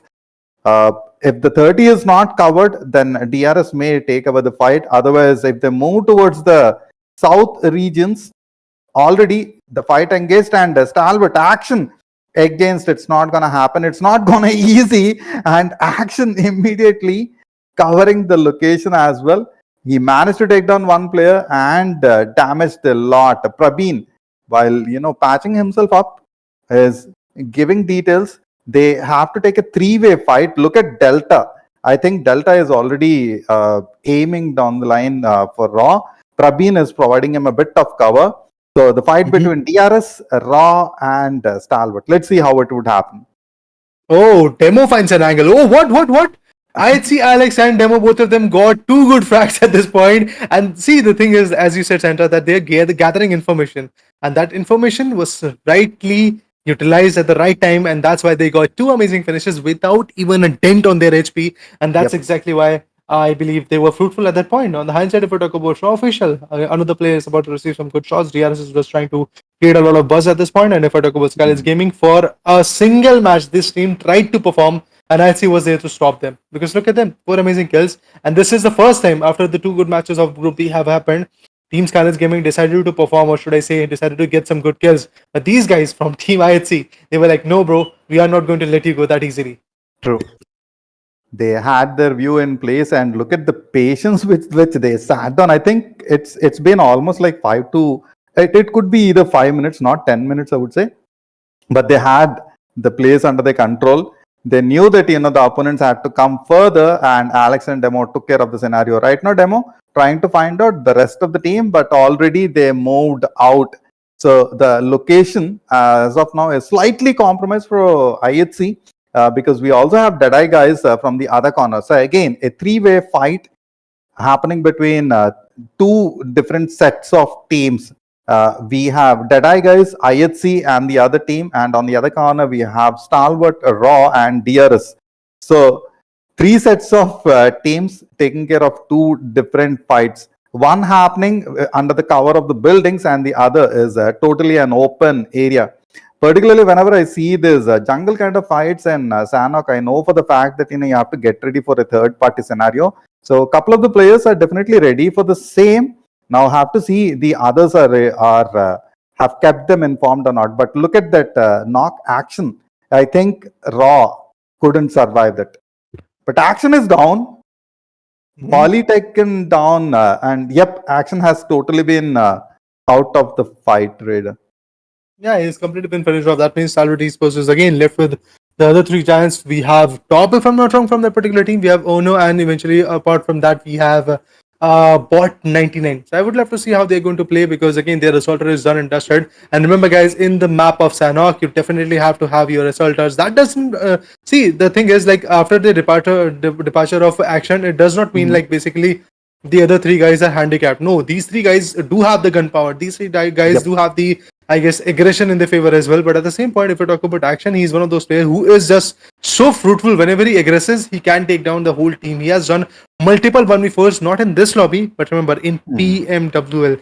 That is the kind of play that he is coming up with in this particular formation. But eventually, that is his peak performance. But for now, yes, he gets picked off, because multiple factor comes into the play when we talk about the map of Sanhok. There are multiple covers that can actually go south, but there we go, another nade. He's trying to bounce it off, but eventually it didn't worked out.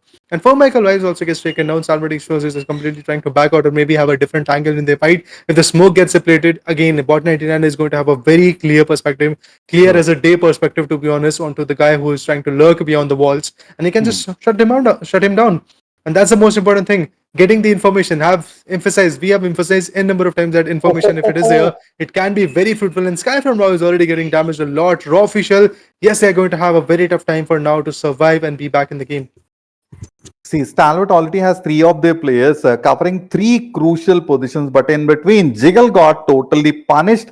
Now it's up to Prabeen and Sky to take care of the scenario. Now, let's see how Stalwart is going to push into the warehouse and eliminate these two. They confirmed the kill. Moving in, they just have to turn the ball and connect those shots. I think they are out of their utilities. Prabeen, while holding a cheeky angle, as soon as Bot 99 moved in, Sky inflicting the damage, but Praveen managing to survive that single shot onto the head, man. Sky on the other corner as well. His level 3 helmet was not enough to take care of the damage.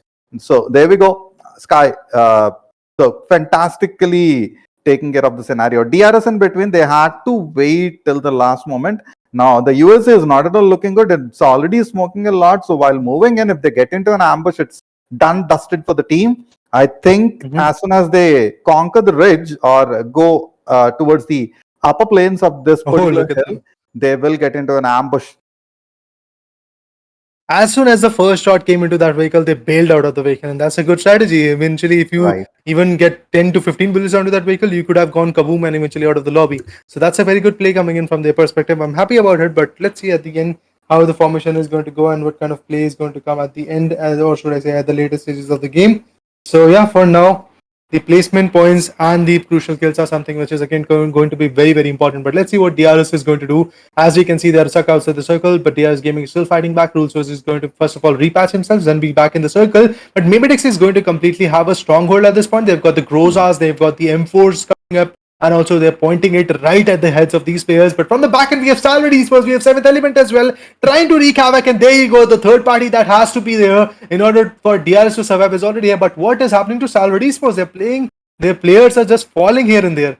This should not happen. IC also gets picked off, and with that, I believe pretty soon you will get to see the STALWART Esports elimination as well, because the only guy which is still surviving from that team is going to be Bot 99, and he is there trying to put up some space that on that particular team, which is known as, I believe, SKYLIGHTZ Gaming. But from the back end, he gets surprised. Even if you shoot a bullet in this small vicinity, already this map is a 4 into 4 kilometers type of map, and you shoot the bullet, you're standing beyond a tree. You have to remember that there might be a player which will be spotting you from the back. But Root Soji, what a save that was! Barely on his HP, but jumps into the play zone, and he's back in the game. But I don't think so he's going to survive for far, because 125 meters of a travel distance to go with, he can actually go ahead. But obviously, while rotating, while coming up with some maneuvers, he might be getting touched by the play zone, and at that point, he's going to get shot down. But that booster that he has utilized is obviously saving the day for him.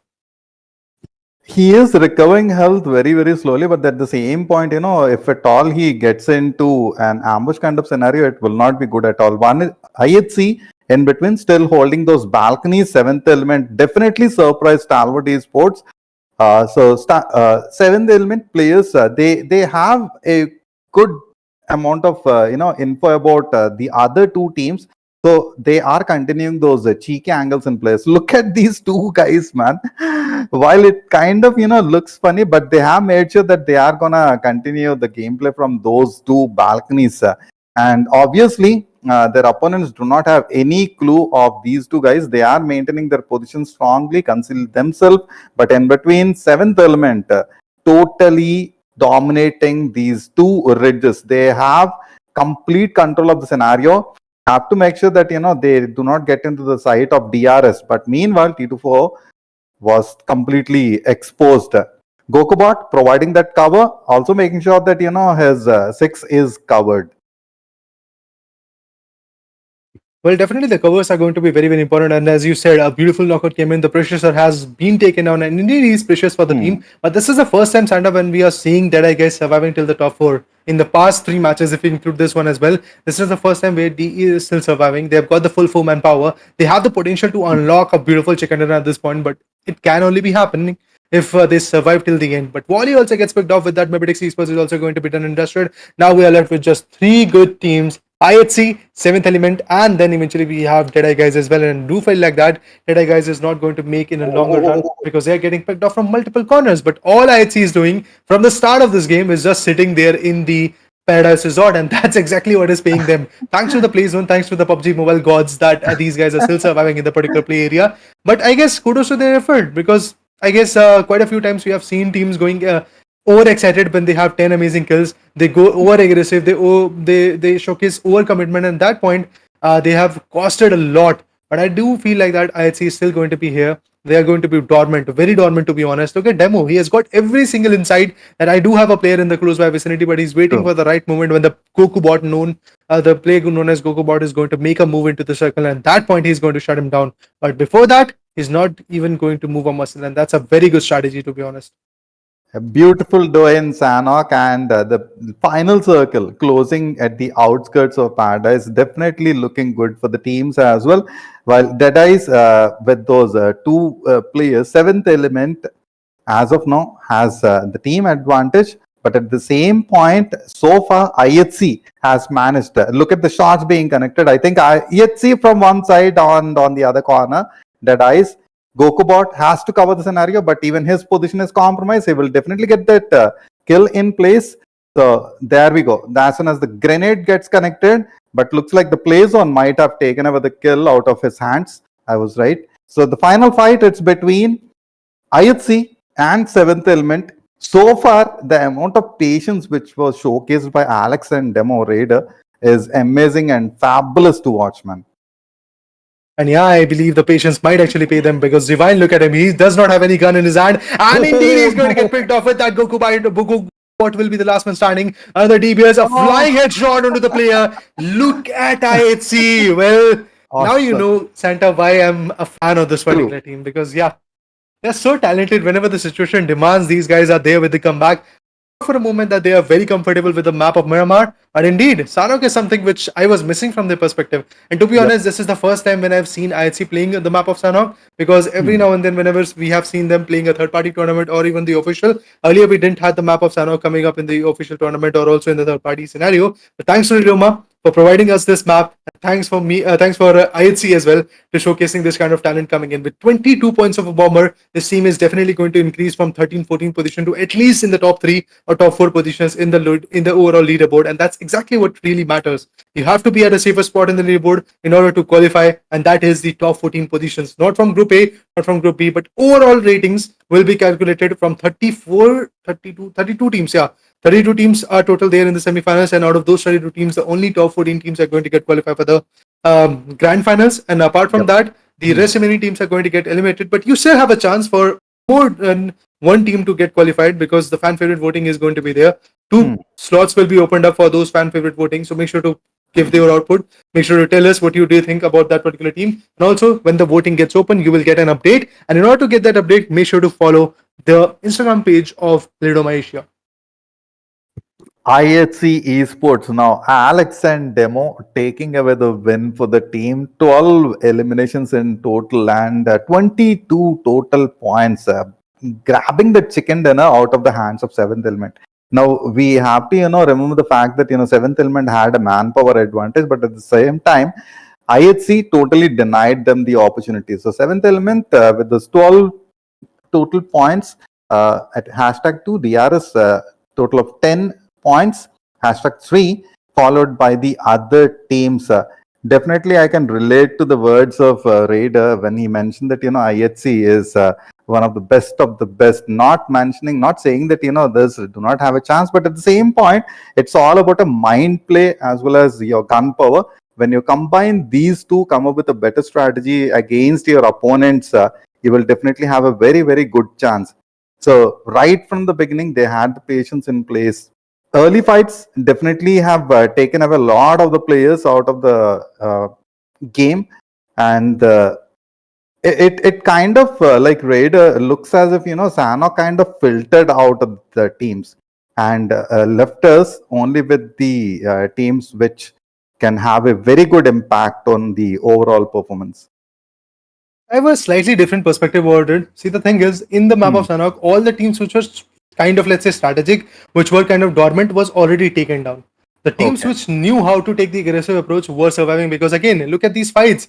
In a split second, you do see a reflex shot coming in, you do see a lot of exchanges coming in, and that is why the aggressive teams who knew how to take that 1v1, who had the potential of doing a 1v4. I'm not criticizing the other teams, but to be honest, there are different style of plays. There are different school of thoughts when it comes to their gameplay. So those teams which are kind of, let's say, dormant. Look at DEADEYES only. They were in the top 4, they were in the top 3, but at the end, they were just unable to make their move into the circle. But what about the other guys, like Seventh Element? They barged their way into the circle by taking down STALWART, so by taking down teams like DEADEYES and stuff like that. That's how the play should be. And if you are really keen on performing in the map of Sanhok, you have to have that, should I say, reflex action in your favor. And that is why maybe the teams like Seventh Element, DEADEYES, and also IHC secured the chicken dinner. But yes, moving forward, let's talk about the top fraggers. We have Exemplier still crowned as the top fragger of this particular group. After 3 good matches are over, Again Excite on the other corner is going to have 7 amazing eliminations. Dynamo with 7 as well. Theatre with 7. STALWART Esports' Action is going to be there with 6 amazing eliminations. With that, the top fragger list is pretty much over. But Action coming into the picture.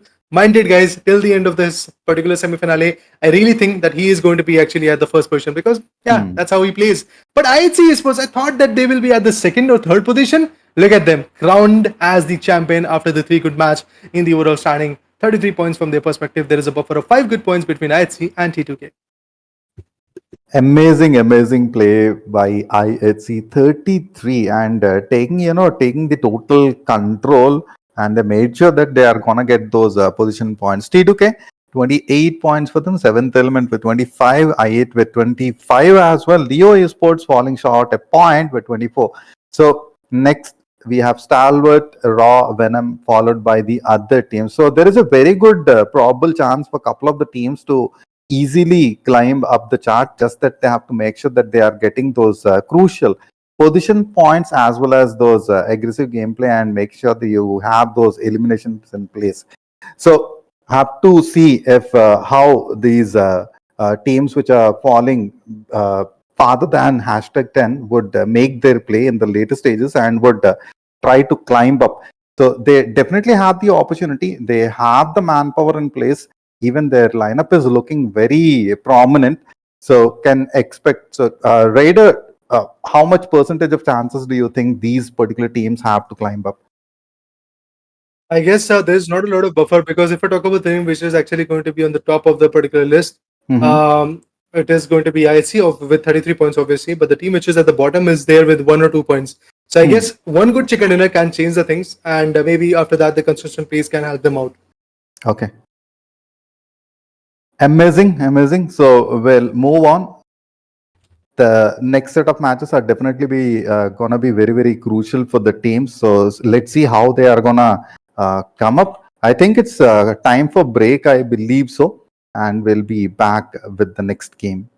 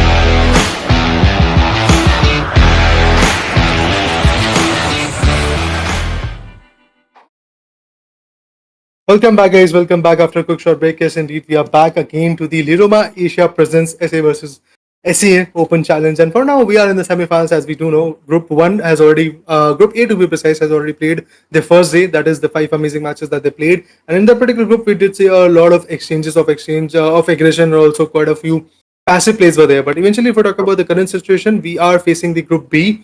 And in Group B, we have seen a lot of ups and downs when it comes to the total formation of the team, and also if I talk about the aggression, I guess there are quite a few teams which are trying to be aggressive, but then again, teams like Deadeye guys who are approaching for a softer corner are again not able to get the chicken dinner. So obviously, getting that chicken dinner is going to be very, very important. Yes, we did saw in the map of Miramar, Raw Official becoming the winner with the chicken dinner team. They had a very passive play initially, but after that, in the later stages, they held their compound. They were able to take down the players of Leo Esports, and at that point, they had the chicken dinner. But 3 matches have passed, 2 more matches to go. Once again, we'll be moving forward to a Miramar, and then eventually, in order to wrap up the day, we'll be moving forward to the Erangel. All those of you guys who are guessing like why Erangel is going to come at last, remember, guys, the third match was the Sanhok, which is obviously used to happen on the back end areas of, like, let's say match number 5, but eventually Sanhok is already done. So in order to replace that, yes, the match number 5 is going to be the match number 3, which was supposed to happen. That means Erangel is going to come all in all.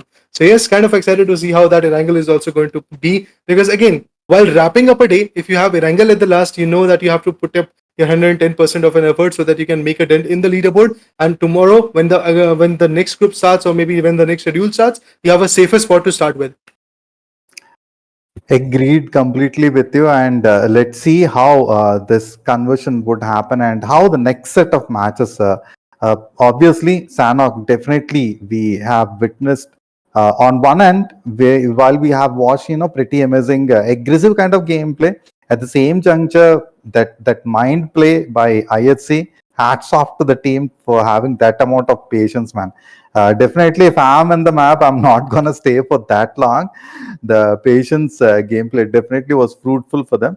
So let's see how the team's gonna perform in this particular match and how they're gonna climb up. There is a very good chance of many of the teams to get those crucial, get the chicken dinner as well as those crucial eliminations, so that they can get good amount of lead in the points. Let's take a look at the map and the Miramar exactly covering the center area. So the crucial place could be right next to either San Martin, Pecado, yeah, or Los Leones. Raider, any thoughts about this? I mean, the flight path is absolutely amazing. It is cutting the map in two halves, and definitely those halves can be very, very helpful for those teams which are trying to root out for their own specific locations. But I do feel like that maybe in this particular matchup, we are going to see some initial clashes in the areas of Hacienda, in the areas of San Martin, exactly from the center towards the end. So it's gonna be a very crucial fight for many of the teams. Also, we might witness couple of early fights in the game. So let's see if the same would happen. I already see that, a couple of the teams, while trying to loot nearby Torea Hamada, they have to find those vehicles and also have to make sure that they have enough amount of fuel on the way towards the circle. And look at the circle covering Crater Fields, Mountain on the other side. We have La Bandita and then Krasdalwell. So obviously the team which is going to Torea Hamada, they do not have to travel a lot of distance to enter the circle, while El Pozo might become pretty hot. Raider? I guess the El Pozo fields are going to be very, very hectic, because again, we do see NB Esports is reaching out to that location, and Leo Esports is also trying to be over there. But I do feel like that not a lot of clashes will be there, but because NB Esports is already on the way out to El Pozo. But on the hindsight, Leo Esports, if I talk about them, they are pretty close to El Pozo, but not that deep into the El Pozo regions. So maybe that clash is going to get avoided. But apart from all the other things, I do feel like that the teams are trying to come up with a safer approach, because look at every single vicinity. There's a difference of at least 100 meters between one player to each other player. And that's why I guess this particular game is going to be a bit of a safer one. But Deadeye guys, I don't know what they are trying to do, but every now and then, in every single matchup, they are trying to come up with some good flank angles. Look at that particular player. DE's new player is actually all the way to lockup area. The other players are pretty close to the San Martin region. Again, it could affect the rotations in the later stages, but for now, STALWART Esports' top is there, bot is there, IC is there. Okay, if top is back there in the game, I do feel like that this match could be very, very fruitful for the team known as STALWART Esports. But let's see at the end what kind of a play they are going to bring into the table. Because again, I love to see this particular team performing, but top is feeling like maybe AFK for now. And if that is the case, obviously the three-man power of Team STALWART Esports is going to be bit more bifurcated. But no, Tops is there. He's got the M249, he's got the level 1 helmet along with that, and M16A4 is going to be there as the secondary weapon for him. And at this point, there is no clash whatsoever. So all the areas, all the vicinity, all the compounds of San Martin are pretty much opened up for these giants to loot up and then eventually rake up all the loots and maybe fight back in the later stages whenever the situation demands. See, while loot is quite crucial in Miramar, you need to have that equipment and particularly the right set of attachments to your weapons as well. Otherwise, making sure that those long range shots, or even if you're taking a mid to long kind of fight, will not be that as you have expected. So also we definitely witnessed a couple of close range combats in the previous Miramar match, and have noticed how they made sure that those DBS or the UMP fights is turning in their favor. As of now, pretty good loadout for many of the players, and the others are continuing the loot. Also have to see that the circle which formed is quite close by to the center regions. So if at all, the next set of rotations, if it happens nearby to either towards converging towards El Pozo, or else to the other side.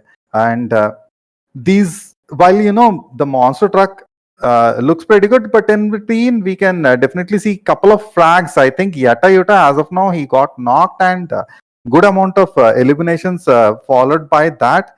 Other teams are also rotating in their vehicles, so have to see if they can face a multiple fight scenario, or else if they get into a third party. That's a very good cheeky angle. As soon as realized that the player is moving in, but the jump attack not working good. NB Esports losing couple of those crucial players in the team, but still they have the advantage in place. Had it been a two-man attack from NB, they might have easily received those two eliminations in their favor. Yeah, man, definitely counting on it for now.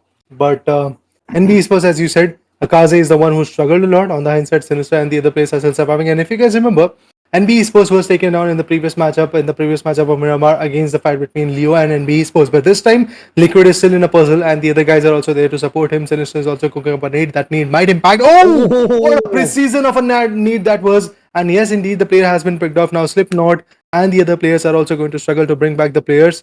But I do feel like that at this point, the vice versa situation will come in. This is a complete retaliation that I was not expecting, to be honest. But the pan was about to come in. Before the pan could have come, Fizzboy managed to just shut down the players with the beautiful M4 that was there in his hand. No X on the other corner is also cooking up a nade. This nade can actually impact, but let's see what kind of impact it is going to bring to the table. Well, it went down. Nobody got impacted, but that confirms the placement of these guys of Leo. And with that placement confirmation, definitely a 1v3, 1v4 could be coming in because the DBS are in the hands. EMP45 for the close quarter fights are also ready. So yes, the players coming in from Leo Esports are pretty much ready to fight back and get the job done. But NB Esports, they also have got their own guns. That is going to be the beautiful S686, and the shots are definitely coming in, but this DBS is not connecting yet. The molly goes on, but that molly is going to impact one good player of team NB Esports. But apart from all of that stuff, a 1v2 was required, and Sek does it. Sek saves the day for the team, and that's the exact similar situation what the other guys had in the previous matchup of Miramar, if you guys remember. But for now, NB Esports becomes a glorious one. This is the first time when I see NB Esports coming up with a momentum in the game. Yes, indeed, they lost Akazo. Still, they are surviving, and they have got 4 amazing finishes. See, Sek had a fresh level 2 helmet and vest which has absorbed all of the damage, and Fistboy with that fantastic support from behind, properly covering their player and immediately taking it out. So that was a fantastic trade down there, and eliminating your opponents at the right time and properly connecting the shots also became quite crucial. DRS, while trying to move in, they may have a fight in place with STALWART. So I can see that action is moving from the other corner, and looks like DRS, as of now, rules is waiting for either for his teammates for the call, or maybe trying to gather info of the opponents who are trying to form in. He might have heard the vehicle from a distance, but doesn't look like he would be able to pinpoint the location of action. Might have received a little bit of info from their other players. Hacienda in between, I think DRS located action and is trying to get those shots in place. Doesn't look like they may get that knock as well. Rules totally checking out the entire. He's getting a 360 view, and if this particular region becomes the final circles, definitely DRS will have a very good advantage over the other teams. Have to see how IHC is gonna rotate and from which particular angle they are gonna take a position over their opponent teams. In the previous game, they had quite a good advantage in terms of points, as well as they showed pretty nice gameplay. While Seven Elements had a very good opportunity to take care of the scenario and get the chicken dinner, they kind of sort of got denied the opportunity. So DRS at this juncture, this 1-2 formation, but in between, Sleepy taking care of Ziol, and Ziol completely getting eliminated from the game. So Sleepy made sure that he gets that frag in place. Skylight Gaming definitely has a pretty good position, but doesn't look like they may be able to hold that for long. So currently, Raw Esports, while trying to move in, they kind of sort of got into an ambush kind of scenario, or else looks like Sky is finding info, or else trying to locate his opponents, and then they'll get into that proper line of attack. Currently, flanking the positions is gonna be very, very crucial for Sky to get to that position. So do you think it would turn to a three-way kind of fight, Raider? Yeah, I mean, the third parties are the big part of this particular game, but Seventh Element on the other corner, a very good nade coming in. The players have no idea, but finally they have the idea because of those spray fields that were coming in. But eventually a 1v1 could be coming in. Look at the damage that was dealt with Seventh Element. They are still surviving as 12k against a DBS. I feel like that DBS could still have the upper hand from the right corner. There is going to be another guy who's going to peek around for now. But it does feel like that the challenges are just going to get escalated a lot. EMP45 also coming to the picture. Yes, indeed, the connection made its way. GokuBot now will be the last one standing. He's the only hope for the players for now, and he's going to completely bail away from the situation. But before he goes out, he's instantly going to get picked off. That's it. It's done and dusted. 13 teams, 48 players. That's all we are left with. And I do feel like that the fights are just escalating a lot. Malik from Raw is going to be the last one standing from Raw official as well. I believe at this point a Raw official is not going to make their ends meet, because we have Abros here trying to fight back over there. That means SKYLIGHTZ Gaming, to be precise. Therefore, Michael Vibes also getting back on their feet. So for Raw Official to be back in the fight and still relive their moments, I believe it will create a lot of buzz in the lobby. And at that point, IHC could actually have the upper hand, because they're also trying to rotate from Monte region. We do have teams like let's say SKYLIGHTZ, which is also in a very close circuit. So maybe that fight will result in an elimination of Raw Official. And if Raw Official survives from this fight, it will be a very glorious moment for them. But as you can see, already a lot of shower of shots are coming in. The damage is something that might just come in pretty soon. On the hindsight, from the eastern flanks of the southern area, we have another big team, that is DEADEYES, trying to rotate back into the circle. In order to rotate, they will be fighting back against Erangel. See, will be like two sets of ambush kind of happening. One at the power grid and the other towards the eastern fronts. As of now, For Miracle in a bit of troublesome scenario. They have to get DOK 92 back in action, but doesn't look like they may be able to recover. Immediately locating the player. As soon as they are finding the info, but it's all up to Baron. Doesn't look like he may be able to, but has managed to inflict half of the health is being down, but tables turning against their favor. They couldn't control the scenario, though they had a high ground advantage. The opponent stood tall against him. Stalwart in between trying to move. They have managed a couple of knocks. Now they know for the fact that if they go for the kill, they may become an easy target as well from the other sets of areas, but doesn't look like now they may get any other opposition in place. I see Jolly right down the lane. Will he be able to take care of bot 99 or not? Have to just see. But meanwhile, bot 99 is quite exposed and looks as if his teammates are asking him to fall back. Meanwhile, Stalwart completely in that scenario where they are getting surrounded. Most likely IC may get this elimination for the team, and let's see how the matter is gonna turn up. Raider. STALWART Esports, a very precise team, a very good team, has got the synergy right in our factor. But on the hand side, if we talk about the opponent, we have DEADEYES.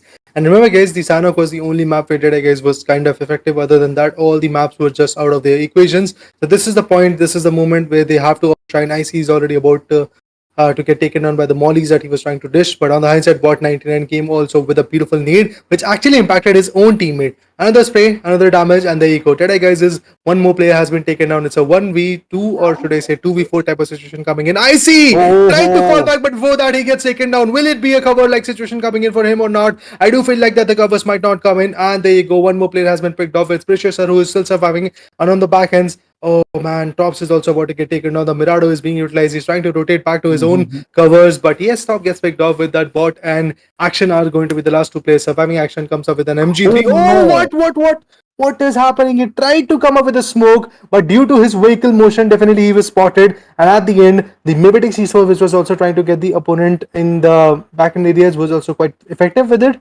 But yeah, man, STALWART is going out way too quickly. I was not expecting that. IHC still being crowned as the champion of this leaderboard. They've got 33 amazing points. I can expect with 25 points as well. Venom Deadeyes with 16 points. MABETEX also with 16 points.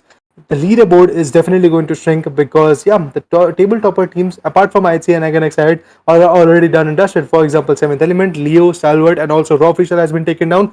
There's a potential for all the other teams struggling from 8th to 12th position to just climb back in the game.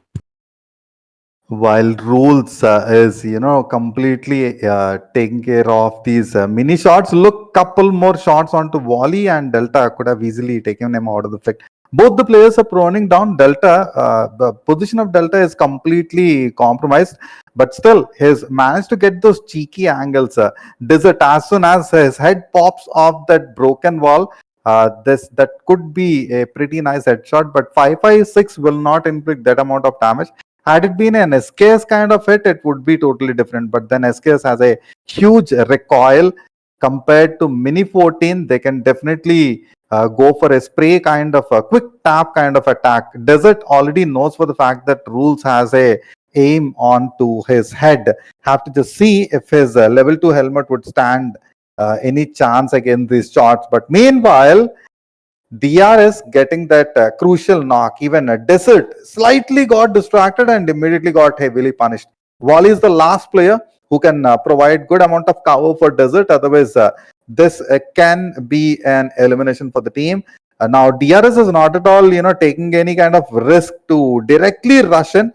But this particular juncture, they know for the fact that they can get these eliminations done. Let's see how Rules is gonna take care of this slam into the compound. Now, while trying to get that kill of Desert, they may get totally into an exposed kind of situation, and Wally will have a very good opportunity to take care of the team of DRS. It's not going to be easy. It has to be a properly timed attack. That's when they can take care of the complete. But then that DBS shot Rules at the same point, the Molly inflicting a heavy amount of damage on Desert. Now it's all up to Wally to come down the wall and save the team.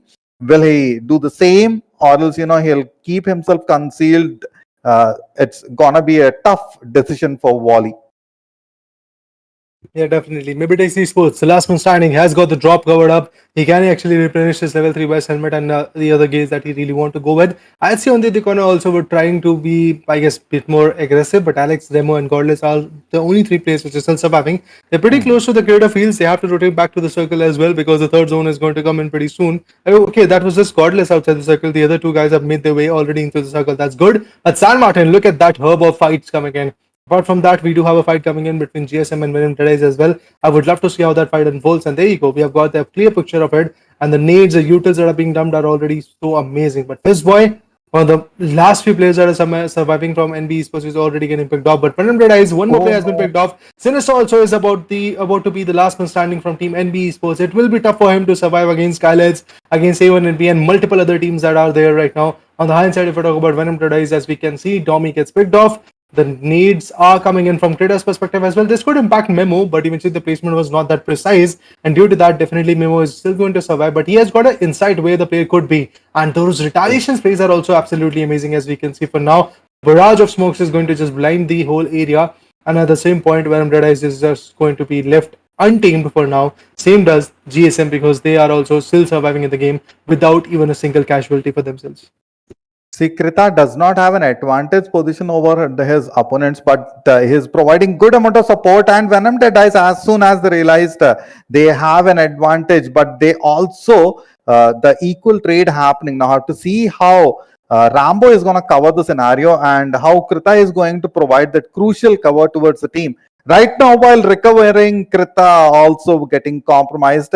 It is not at all looking good for Venom. Deadeyes back to back being traded. So it's a 1v2 kind of scenario. Already pretty low on health, and look at that easy takedown.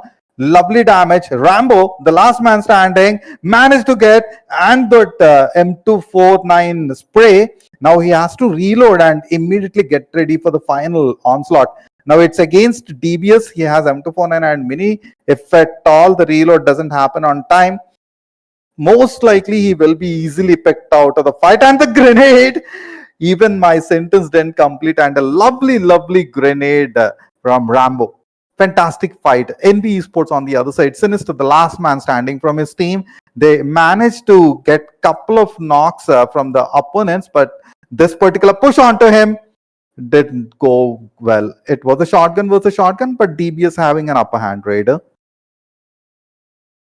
Yeah, DBS definitely gets to the added advantage of shooting down two bullets at the same time, and also you don't have to reload for the next 14 bullets. So that's definitely something which is impressive about DBS. On the hindsight, if we talk about even NB Esports, that nade, my mate, what a nade that was from XID Esports. What a precise nade. It actually popped out the head of that particular guy.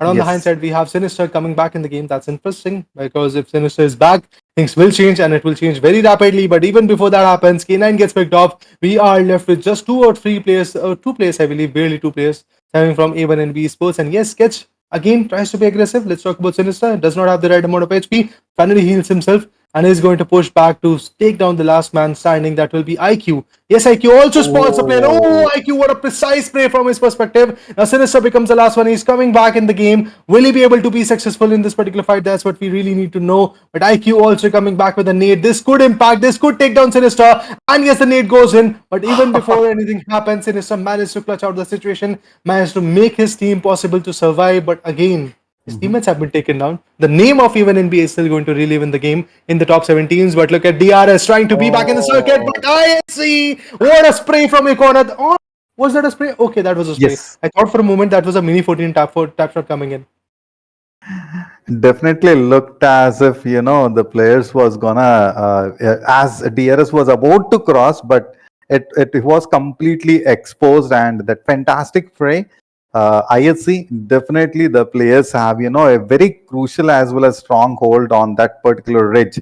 Now, have to see how AI, how these players are gonna conquer this particular scenario. They have an ambush in place. Now they have, while crossing towards the compounds, that's what I was talking about. And Sinister, who got totally exposed, didn't stand any chance. On the other side, we have GSM conquering the scenario, and they have a high ground advantage as well.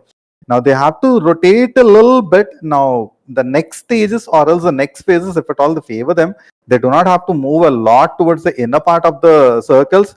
But on the other side, MABETEX definitely have to travel a lot. They are currently looking at IHC. They want to stop them. They have the info in place. Now, Wally all alone, will he be able to take care of these two players or not, is a big time question. Now, shouldn't waste a lot of time. IHC on the other side can definitely flank towards the right, but they had to move right into the prey of Wally. And as soon as they find a bit of cover, they are definitely going to retaliate a slot. But meanwhile, Wally is getting into a third-party kind of scenario. This is one of the reasons you should not stand long at a singular position, or else you shouldn't be exposed long enough on a higher ridge or plains, Raider. Yeah, definitely. When you have the height advantage, you can have a lot of information, but eventually if you expose yourself, you can be the center of attraction, and that's why a lot of teams go down. And for now, it does feel like that the 5 teams which are still surviving out of these particular names, we can expect Deadeye guys going down first hand, because again, they have become the center of attraction, and team known as SKYLIGHTZ is already pushing a lot. Look at them. Oh, what even shortcuts connected. Oh, due to that pan, he survives. Otherwise, he would have completely been wiped out. The guy still survives, but this molly is not going to be avoided. Beat a pan, beat something else. He's going to for sure get picked off. So Deadeye guys, what an answer from the corner. They knew that the pan saved the day for Assassin, but he instead of doing it again, instead of pushing it again, he was able to be there with a molly, and that molly actually impacted a lot. MABETEX on the other corner also gets wiped out with that. Deadeye guys, yes, they are suffering. That nade could actually end the misery. Still survive. Where are they hiding? There is a small wooden box kind of thingy which can provide you a bit of cover, and the players have taken a huge advantage of the same. No, even if you get a pixel advantage, players will definitely make sure that they are gonna utilize it to the best of the best, and that what Deadies are doing. IHC on the other side, look at the health of Godless, man. He was very, very lucky enough while getting down the buggy. He might have knocked out. Alex in between knows for the fact that he can take care of these two players from GSM, but at the same point, his position is slightly compromised. IHC totally getting flanked. It's all up to Godless. Look at that lovely, fantastic grenade. So it's Mhm. all up to Alex to take care of the scenario. The UMP blast, but didn't cover the scenario. And whenever I see that a player is pushing from the lower ridges, I feel as if they have the disadvantage. But this particular juncture, they made it towards their favor. Minpeen, SKYLIGHTZ Gaming going for the push. They know for the fact that the opponents they have a advantage position. So the last three teams and 9 players, it's quite surprising because in the previous 3 to 4 minutes, a lot of eliminations happened. Many of the players have been taken out of the fight. Yeah, quite a few players have been taken on at this point. It does feel like the SKYLIGHTZ Gaming is also going to have a very big long run, to be honest. 11 amazing eliminations is just something amazing. I was not expecting this kind of play coming in from these guys, but what a play, man. What an interesting fight that these guys are trying to put up with. Oh, Mate finds one. What was that? He indeed spots him, but still chokes the spray. But Precious finds a beautiful angle onto him. Oh man, this is just running south. But Joker saves the day, dude. Just think if these two guys would have taken down all the players of team or the 4 players of this particular team known as SKYLIGHTZ Gaming. What about that, man? I would have been so surprised, to be honest. And honestly, that would have been a very big upset for teams known as SKYLIGHTZ Gaming. To be honest, SKYLIGHTZ Gaming does not have their original roster here. This is Abroslayer fighting for SKYLIGHTZ, but again, it would have been a very big upset for Abroslayer as well. Joker and the other guy are still struggling for now because they have to regain their HPs, they have to get the revivals done. At the same point, look at GSM. Despite of the fact that they do know that they are the 4-man power team, what would have been from enemy's perspective? At least, I guess, at most there would have been like 3 players, and that's exactly what they've got an insight for. They are now going to push forward, but it will be a 2v4 situation, so it could backfire. That's why a very calculative approach is going to come.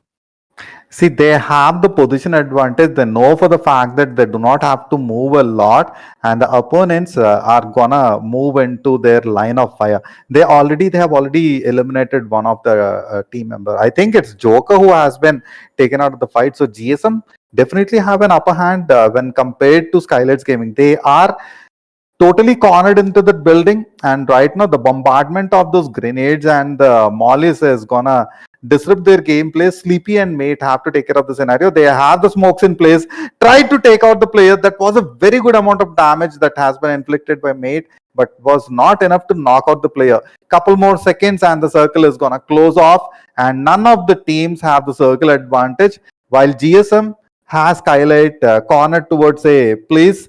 I don't think SKYLIGHTZ Gaming have any opportunity, but at any juncture, this game can turn in any direction. Now that's the beauty of the game. The player who has a good amount of damage being inflicted, and look at the DBS play, but he got into the line of sight of 2 players at the same point of time. Second knock coming down from Mate. He is very, very low on health. Is level 3 West is totally shredded, but still SKYLIGHTZ Gaming not at all losing their hope, continuing the attack. They made sure that Sleepy is under cover, and Mate went ahead for that amazing assault.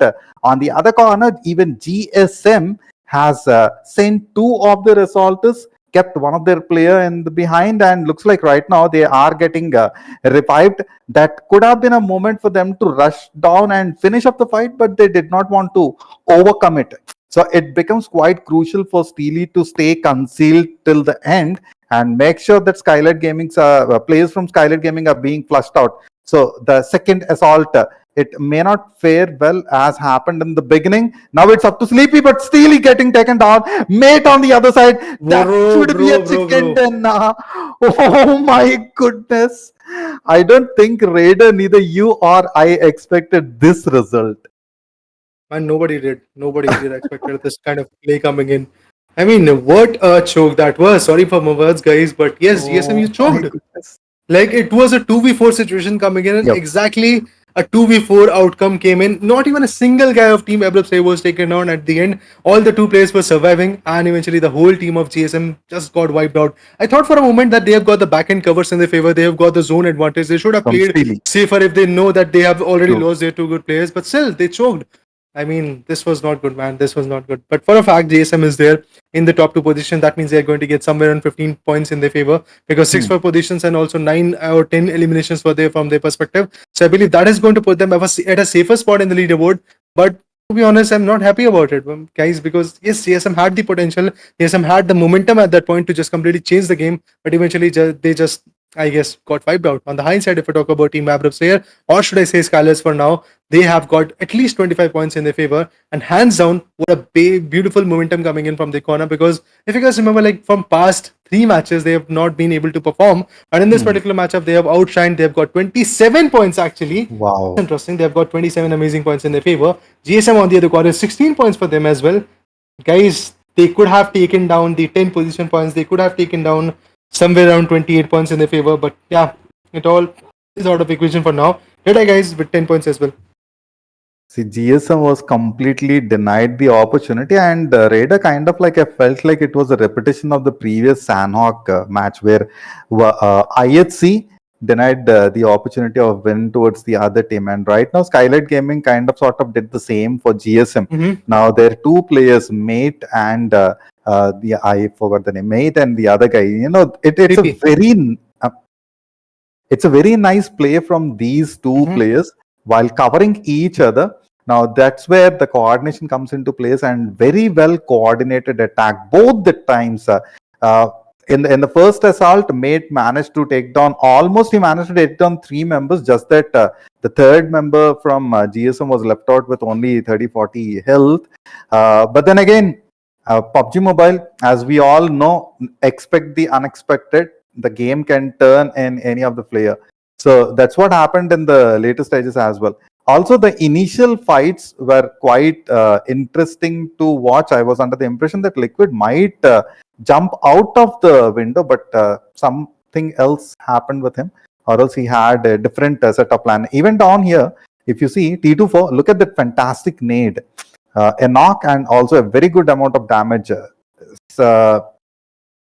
Gokubot, I am not certain why he turned the vehicle and that particular managed totally leaving his cover and become an easy target. So throughout the game, we had many plays wherein the players have showcased heavy amount of skills along with their gun power, managed to get those crucial eliminations for their team, as well as fantastic support to their partners or their co-players. So lovely gameplay. I thought Sinister might have been succeeded there, Raider, but against 3 to 4 players, I don't think it would be enough, particularly when you're being rushed by both at the same time.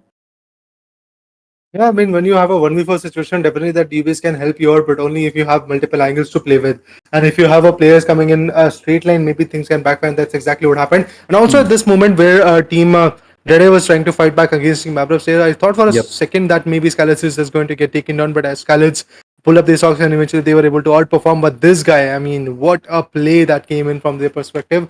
But due to this performance, you can clearly see SKYLIGHTZ from second page, they are already here at the first page. They had just 10. Oh, sorry. Let me remind you guys how many points they had. They had 8 points. That's all. From 8 points to 35 points. What a journey SKYLIGHTZ have made from a team which was struggling at 15, 14 position. They are at the second position. Kudos to their effort. Kudos to the journey, to be honest. But I'd say you tried to be consistent. I guess, let's say 7 points are good enough for them in an individual match. But also remember, guys, 4 good matches have passed. So on an average, they've got 10 points per match, which is again decent, but not yet one of those performances where we can see these are the champions, to be honest. So things will change very rapidly. T2K could bounce back, but T2K, what are you doing? From last 2 matches, 0 points. That's all you have got. And obviously, you started off way too well with 24 points of an amazing chicken dinner coming in, but after that, things changed so rapidly. But on the hindsight, if we talk about one more team which has got chicken dinner, look at them. Raw Esports, after getting the chicken dinner in the second match of 14 points, they are at 11th position. That is why we say consistency is way more important than getting those chicken dinners. Completely agreed with you. So let's see in the next stages, or they still have a little bit of opportunity in the next match. They have to bag the chicken dinner along with good number of eliminations. That's when they can climb up the table. Couple more teams as well. They have very good chance. So let's look at the top fraggers. Mate with that fantastic clutch in the previous match, 12 eliminations and 2 assists, managing a 3 kill to death ratio. That was a fantastic play from Mate. Then we have XMPL with 3.33 kill to death ratio, 4 assists and 10 eliminations. IQ with 9 eliminations and 2 assists, 2.25 kill to death ratio. IHC Demo, again a fantastic play from the he managed the same, he got similar kind of results in the previous, and in this particular Miramar match again dominating, followed by the others. So we'll move towards the next set of games and let's see how it's gonna happen. We'll have Erangel the next match, guys. So it's gonna be a deadly match, Raider.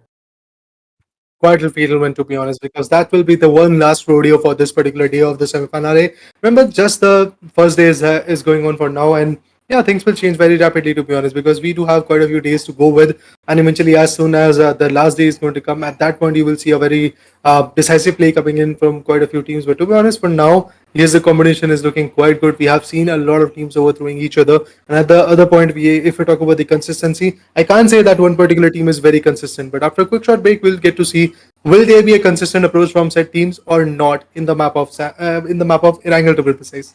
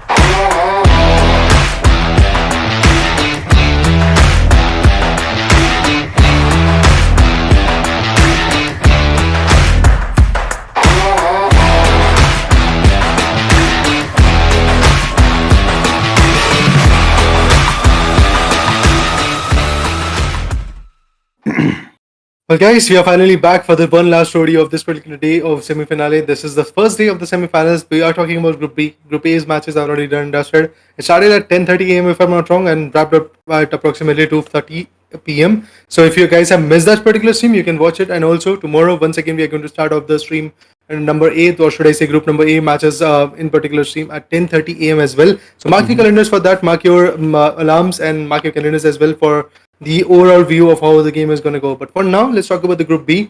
In Group B, we have seen still now it is IHC which is sitting on top. But on the hindsight, if we talk about teams like T2K, they are struggling because T2K, after having the first beautiful chicken dinner, all they have done in the last 3 matches is just get 3 points. That's all. After 24 points of a bomber in the first match, just 3 points, 3 or 4 points in the particular 3 matches. That's all they have got. So it's kind of sad to see a team which has reigned on top in one particular match, and after that they go down way too early. Exactly a similar situation for Raw official as well, because again that particular team was able to secure a chicken dinner in the second match, but after that point of situation they have just, I guess, 18 points in the game, and altogether at 11th position they are sitting at. So I guess the positioning is just something which is just falling down. I would love to see how they're going to come back in the game, but in the later stages I believe the rest remaining 10 matches which will be happening from tomorrow will change the destiny for teams like Raw, for teams like T2K. Otherwise, obviously, the qualifications are something which is going to be out of the hands. Let's go ahead and see how these attacks would happen in Erangel, because there is quite a good opportunity, quite good possibility for the teams to brute force their attacks and get those eliminations for the team to gather more points and climb up the ladder. So Erangel is the kind of map where, even players who tend to slightly play passively, the moment when encourages them to go for the aggressiveness, they go for those kills and get into action. So even before the circuits would converge, or right after the flight path is over, we can definitely expect some early fights, because this particular match is going to be very, very crucial for many of the teams to gather those crucial elimination points particularly, and then go for the position as well. So let's see how this particular match of Erangel is going to happen. I'm definitely expecting some heavy blowback for a couple of the teams if the same would happen or not. Or else if they come up with a better strategy compared to the first match of the day, they will definitely back good amount of points. So Raider, can we say that in the teams which are above and beyond hashtag 10, do they still have any chance of climbing up, like getting that chicken dinner along with good amount of eliminations? Any of the names which you would like to take? There are quite a few names. DRS is there. We have Raw official, as I said. We have Leo as well struggling over there. So we have multiple teams. Maybe even before this particular match, when the fourth match was not happening, I guess at that point we had SKYLIGHTZ Gaming as well. But SKYLIGHTZ Gaming decided to just showcase us the talent. They were able to come back with 27 amazing points in a single match, and they were able to jump the way they have jumped, and they've secured a second position. That makes a possibility for all the other teams which are even at the 16th position. To be honest, a team which is still stuck at the 16th position, that can make a comeback in at least top 8 teams. Reason being, because there is not a lot of buffer. If you are stuck at 0 points, the team which is actually at the top has got just 40 points. So take a chicken dinner, get 1 chicken dinner, that will get you 10 position points. Get 15 frags in your favor, that will get you additional 15 frags, 15 points in your points system. And at the end, you will be having 25 amazing points, which will again going to put you at a spot where I believe you will have 25 points or so, and at that point you can easily make your way in the top 8. That's exactly what teams might actually do. And I would love to see a new face, a new team. Not saying like a new team in this particular tournament, but a new team which has not yet got a beautiful performance in their favor. That particular team getting a chicken dinner. The name is DEADEYES, guys. I'm definitely going to count on that particular team to show us that talent, because DE guys, or should I say DEADEYES guys, they try to outperform in the map of Sanhok, they try to outperform in the map of Erangel. Every now and then they are getting picked off. So this is the time where they have to showcase their fans that yes, they are one of those teams which everybody has to fear for. On the hindsight, we have A1 NB Esports as well, another name that I would love to see outperforming every other team. NB Esports is another big name that I really want to see performing in this particular matchup. So let's see at the end what kind of a job is going to be done, because again, the competition is just getting relatively way too high, and obviously after the 5 matches gets over, teams will have an idea of what the other team is capable of, and utilizing that information, yes, they can easily shut them down in the upcoming stages, because you then become predictable. Now, quite good amount of fights happened in the same manner as well. As soon as they realize that the opponent players are of such a team, or of a particular team from where they can, the moment they can eliminate the same, and they will have the opportunity and chance to get those points against them. So I would again like to see Skylight versus Stalwart fight in this particular match, and let's see if IHC how IHC is going to perform. And there's one more team which I would like to look at, that is Four Miracle Vibes. They had couple of good fights, but they kind of like choked a little bit. They managed somehow. Now it becomes crucial for a couple of these teams to climb up. So let's see if Four Miracle Vibes can come up with a better play in Erangel. I think in the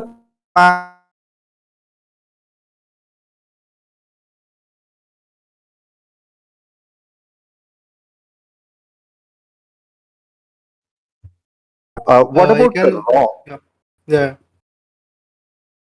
Yeah, go on, Santa. I was unable to hear you, man. So, would you like say that Raw has a good opportunity, or has the possibility of getting those frags plus chicken dinner, while keeping in mind the previous performance?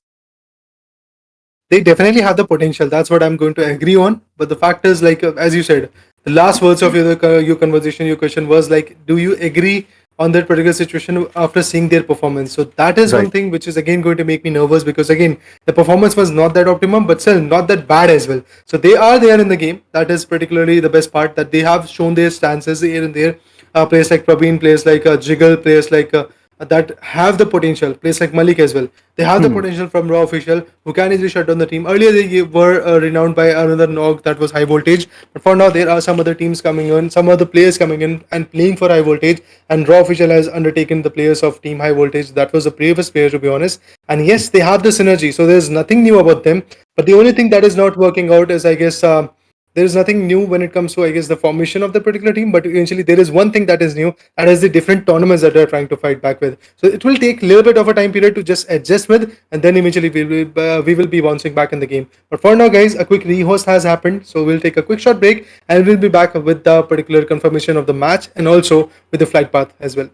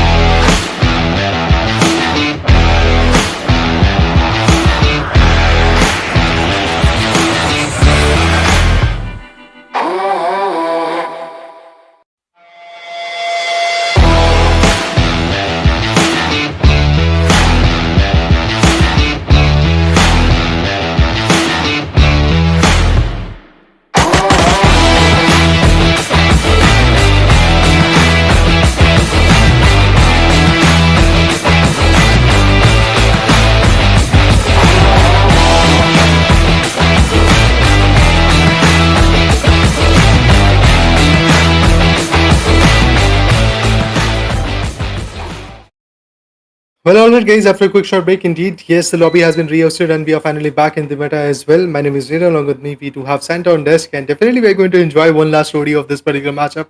The semi-finals, Group B is going on. This is just the day number 1. Remember, guys, day number 2 and 3 are bound to happen. So from 23rd, you will get to see the grand finals, and in that grand finals, you will get to see the top 14 teams of the semis. And apart from that, 2 fan favorite teams are also going to be there. So which are those top 2 teams? Voting lines are going to be opened up pretty soon, so that you can give your output out of, about that. But yeah, before that, have to see which are the top 14 teams as well, because obviously qualifying is something which is going to be very, very hefty, and it demands a lot of patience, it demands a lot of skills at the same point, because from these two groups, from Group A and Group B, combined leaderboard is going to be there, and out of that combined leaderboard, the top 14 teams are going to get qualified. So again, the competition will be surreal, but for us, I'm happy that we can enjoy it from our ends. See, Raider, this particular match, get ready for some amazing action. There will be definitely a deadly team fights, because looking at the points table, there are a couple of teams who would definitely try to, clutch their way up. They have to perform the best of the best. They have to come up with a better plan of action, or else it will not be that. I mean, it's never a cakewalk. At the same point of time, players also take it pretty seriously when it comes to such a kind of scenario. So this particular match, I'm kind of sort of expecting, like, you have that sense telling you that this particular match is gonna happen pretty aggressively. So let's see how the flight path is gonna. Looking at the flight path, it's from prison, covering shelter, Pochinki quarry. Not the kind of flight path I see particularly for a aggressive kind of gameplay, but then in the later stages, can we expect or not? It's a big time question. But at the same point, once again, I would like to see a couple of teams fighting in the military base. If at all the zone forms nearby a Novorponia or the military base, that can happen. On the other corner, if at all it moves towards Severny, that will be a different set of play altogether. As of now, I can see the movement happening towards either while crossing Lipoka. So the team is definitely gonna perform a split kind of loot. They have to be careful. On the other corner, moving towards, I think they are definitely approaching towards Novoponia. As of now, can we say that we may expect a bit of early fight between any of the teams? Yeah, I guess the early fights are going to be there, that's for sure. I'm definitely counting on it. Like, the early clashes could be coming in. And for me, those places could be the regions of San Martin. Oh, sorry. This is the map of Erangel. So, San Martin is something which is again going to come in my mind because of the previous matchup that happened. The It way definitely the left teams an actually. impact.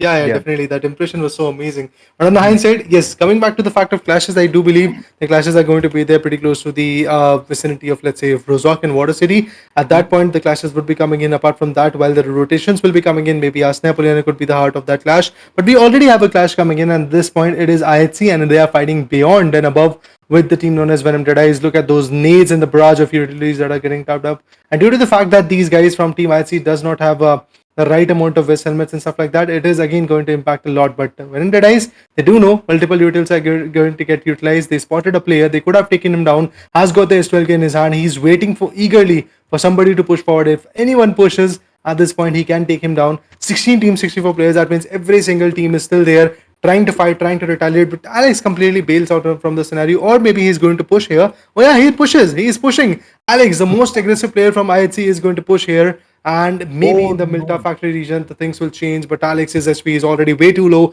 He's definitely going to get the cover from the back end from his teammate. But that nade, it could impact. Let's see if the nade is going to get ahead. Oh, the nade goes in. But before that happens, Krita gets picked off. Honey Badger. Oh, that's interesting. I oftentimes do see that Honey Badger gun is not going to come into the play. But yes, Honey Badger is finally here. Krita already losing a lot of blood. That makes me feel that Venom Deadeye is obviously going to get taken down. What was that small, minute pixel pick? And yes, the players were able to get the advantage out of it. S12K pick is going to be there. There you go. There you go. The shots are getting connected. Yes, the damage is there. And the third player also gets down. Finally, the last one. Oh, yeah. One good shot. That's all we need. One good shot, mate. Come on. Come up with it. Oh, 1v3 is already here. The last player demo has to come in. That last player demo has to snatch up and get the performance right. But before that, he's going to come up with a revival. Exactly what the other player is trying to do. But he is first of all going to repatch himself. Alright, it pushes forward. Will he be able to be successful? Indeed, he gets successful. And a 1v4 from Riley's perspective at just solo HP. What a play, man. What a play. For a moment, everybody thought that 99% of the job has done by IHC. It is actually going to be an uninterested job for IHC Sports, but Riley decided to go other way. See, Riley had the advantage of a level 3 helmet. Had it been a level 1 or level 2, it wouldn't be the same output, but he clutched it through. While IHC played the best of the best, but that immediate knocks and those counters definitely was not in their favor. And at this juncture, while Falak is moving in, he is into that ambush, but look at that short connection while getting that single pixel area through the window. Now, it's not easy at all. Providing that cover from behind, Falak, I think Falak was the one who got the... Nope, they did not. So, say, from the other corner, 7th element, Toker is in a big time trouble. Immediate peak and deadly shots connection.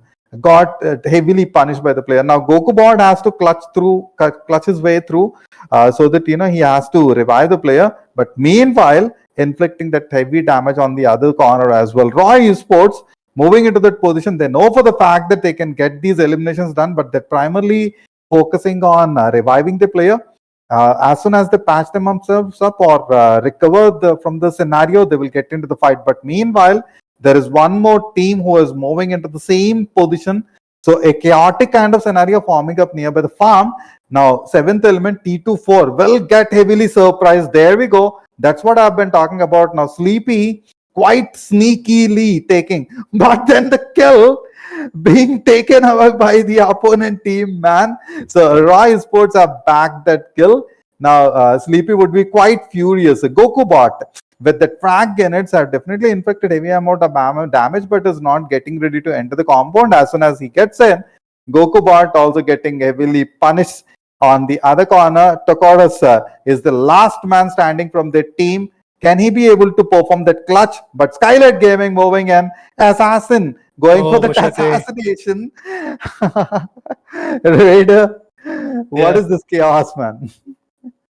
I mean, he's just trying to burst the player open, and that was good, to be honest. But SKYLIGHTZ, after the previous performance, I believe the meta that they were able to pull through in the previous matchup, if you guys remember, was just so amazing, and that's why they're just trying to be consistent on it. 7th Element is not a team that you can joke around with. They are very good when it comes to their gunpowder, and Tokusaurus for now is going to be the last one. He's also ready with the machete. If he finds an opportunity, he can also burst out the player. But on the hindsight, GSM, this team, I'm not happy seeing them once again in the game because of the mistakes that they did in the previous matchup. But kudos to their performance because they had 10 amazing finishes in their favor. That was a very good momentum builder for them, to be honest. But GSM, you have to outperform every other team if you really want to jump back in the leaderboard, and that's the exact position everybody wants to be. IHC went out way too early. That means we have an open opportunity for both SKYLIGHTZ and also Erangel along with T2K as well, along with 7th Element as well. So multiple teams. One single chicken dinner can change the placement of IHC, and some other face can actually sit over there, and that will be absolutely amazing. Look at the positioning. We have the players converging towards the apartments, and Yasnaya, while the fight might take a bit of time, but as soon as the info is passed and as soon as you fire the first bullet, your position gets compromised. And right now, the team is finding a bit of position advantage over their opponents. So it becomes quite crucial for this particular player to hold the ground strongly and then go for it. So K9 is making sure that, his position is not at all revealed while Sketch is providing the cover from the other corner. They totally want to box in the players, but let's see if their plan would work out or not, because against a strong team, you have to be very, very precise with their gunshots or with your movement, or else you become an easy target and the opponents will take away the kill. STALWART Esports at this juncture, they are continuing their loot. They do not have to, fear about anything, or they don't have to worry about fights there. So they are properly stacking up the loot, getting those level 3 helmet and vest and good amount of supplies in their level 3 backpacks as well. So STALWART Esports has played in the previous games. If they continue the similar, they have a very good chance of winning the play. Now let's see how at the farm how the two teams are going ahead with their play. But STALWART Esports as of now, action with a combo of UMP45 and an M4. He is getting ready for a close range combat. Along with him, the other players. GokuBot! Oh no, man! Couple more this shots. Is so close. Yep, that's other reason why players don't prefer to directly attack with a DP in that close range combat. While Tokusaurus managed to revive the player while recovering, they kind of sort of failed a little bit. Yes, they are still at a good spot. They've got 21 points in their favor. The team which is sitting on the top has got 41 points. A buffer of 20 points can easily be calculated if one good chicken dinner comes in. That headshot was good enough, but eventually, Yeah. Santa, we have to consider the fact that even if the knockout could have been there, the push could have not been fruitful.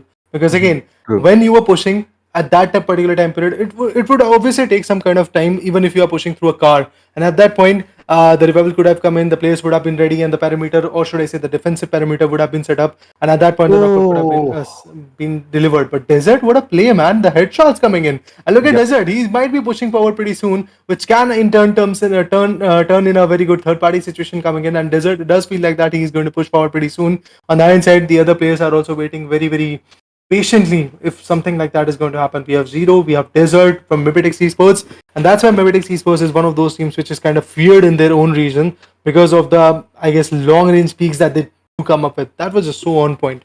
And on the hindsight, if we talk about Fizzboy, second Sinister, well, there we go. Revival comes in, the player is back in the formations, and with this, the fight is again going to get reinitiated. But remember, guys, the second play zone is coming in, and with that second play zone, things will again drastically change way too rapidly. And I'm definitely looking forward to it how the game goes on.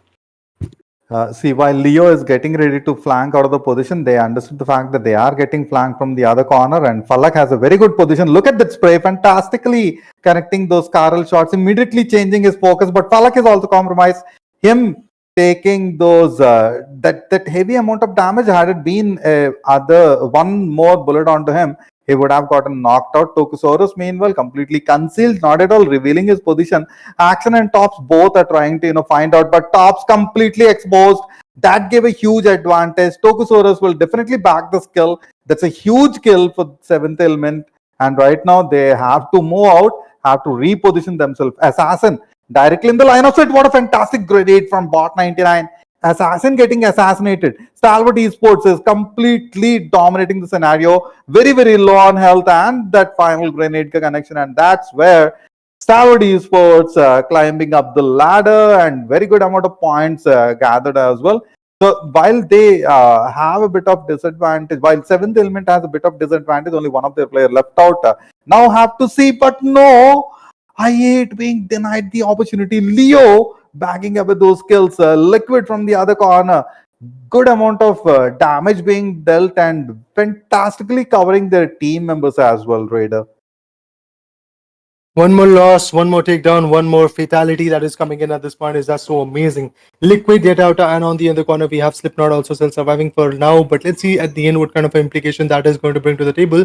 But we have Suyo, we have the other guys as well, which are again waiting very patiently to see what will be done at this point. Like, we have 12 teams, we have 42 players still surviving in the game. Multiple teams are coming up in the closer circuit, and if you guys remember, Erangel was the map where this team known as C2K was so fruitful. They had 24 points, and after that, this is the second Erangel map that has come in this particular picture. So maybe this is the time where they can outperform. But the best part is all the top 3 teams which had the top 3 positioning, to be precise, are already eliminated. So a very big opportunity has been opened from 4th to 10th position to climb up that ladder. But what a spray, man, that was. When Dice, the last man standing, Rambo is once again going to fall back. If you guys remember the map of Sanhok, Rambo was the only one which was surviving, and DRS came in, drive the vehicle through his guts, and eventually took him down. So once again, similar situation could become again, because Rambo is again the solo man standing, the only ray of hope, the last sunshine of this particular team. He's going to take some solo compounds in his favor and then eventually pull through the game from that corner, because obviously being aggressive is just something which can't be affordable.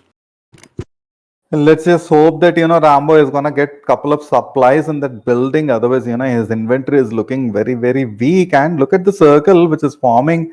I think it's gonna converge nearby Yasnaya. If the same would happen, it will be totally an apartment on apartment fight, and the teams which are moving in from either Stalwart or 70 will have to face a lot of opposition from the teams that are sitting inside the compound. They have hard cover. Meanwhile, look at Miracle trying to flank out Team Leo, but doesn't look like Leo is gonna leave their positions, and immediately taking down the third player. So while trying to revive or recover, getting into the troublesome spot, it shouldn't have happened. QB did not park his vehicle at the spot he intended to, so now that became a huge disadvantage.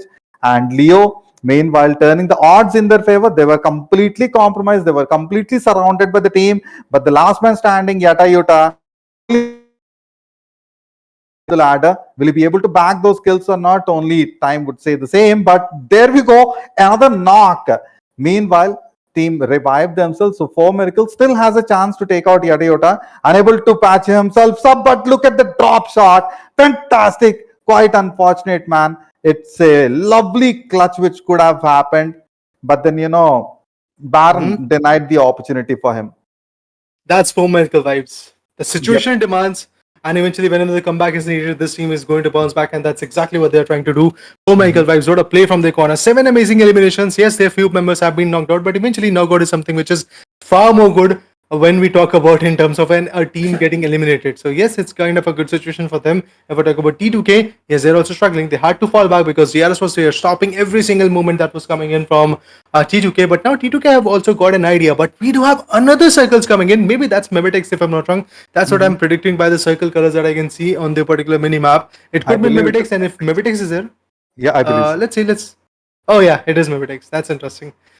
As you said, Gojo, Zero, Wally, and Desert. So MABETEX Esports is also here to put up a very good show at this point, and after having those two amazing eliminations, yes, they can put a lot of pressure. But Rule Soji, you are about to receive a lot of shot onto you, but Rule Soji also knew that the guy is going to come up like in a situation where the third parties will be coming in. But despite of the fact that Rule Soji knew the location of the player, he still got taken down, and the other player also gets picked off. What a 1v2 from Wally. Wally. Yes, you are changing the pace of the game, and DRS had to completely bail out from the situation, and still they're getting headshot, they're getting picked off, and Delta had to stop. Delta had to be back in the game. Another 1v1 coming to the play, but no, nothing fruitful. All of a sudden, it is MABETEX who is going to survive, and DRS, there is not even a single sign of them surviving in this particular fight.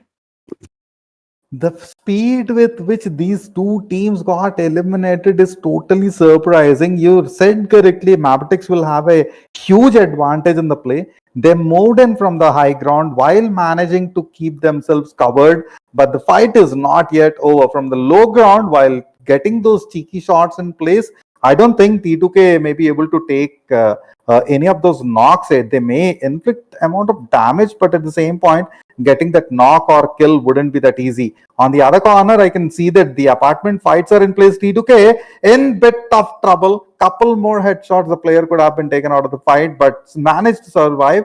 Got that cover in place, and in turn taking down two players. Okay, Aqua got took down by the play zone.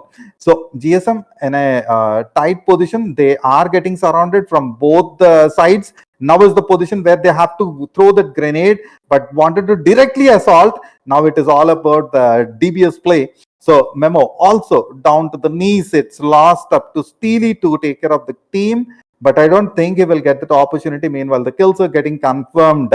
So AINB totally dominating the scenario. I think Hetman is covered on the other side. Yes, Raider.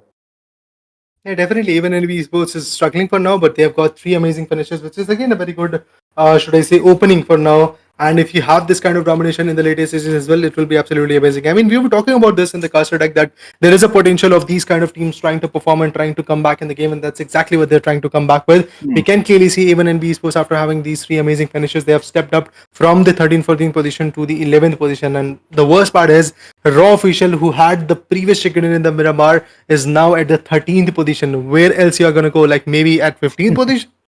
That is also possible. Look at GSM. They have got 18 points, and if they secure at least, at most like let's say just 3 points in their favor, it will be pushing the team known as Raw Official to the 15th position, or maybe even NBA Esports if they secure a chicken dinner or some like points like maybe 7 to 8 points. Then again situations will turn out. But Gojo gets picked off. What a good spray coming in from Team T2K, and with this, obviously the killing spree is just going to get increased. The fights are just going to escalate a lot. But I do feel like that the challenges are just going to be mesmerizing, and this kind of elevation in the fight is just so amazing, to be honest.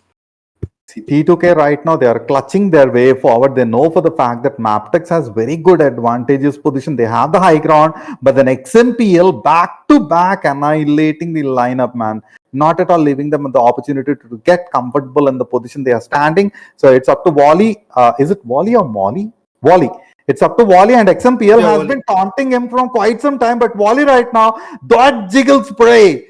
amazingly connecting the shots, man. XMPL, there were a couple of headshots, I believe so. Even look at Suyog, even he's trying to, totally get the opponent out of his position and getting that info. This particular grenade, that will not get connected. Nope, no, but still, uh, it went through, I believe so. Does it?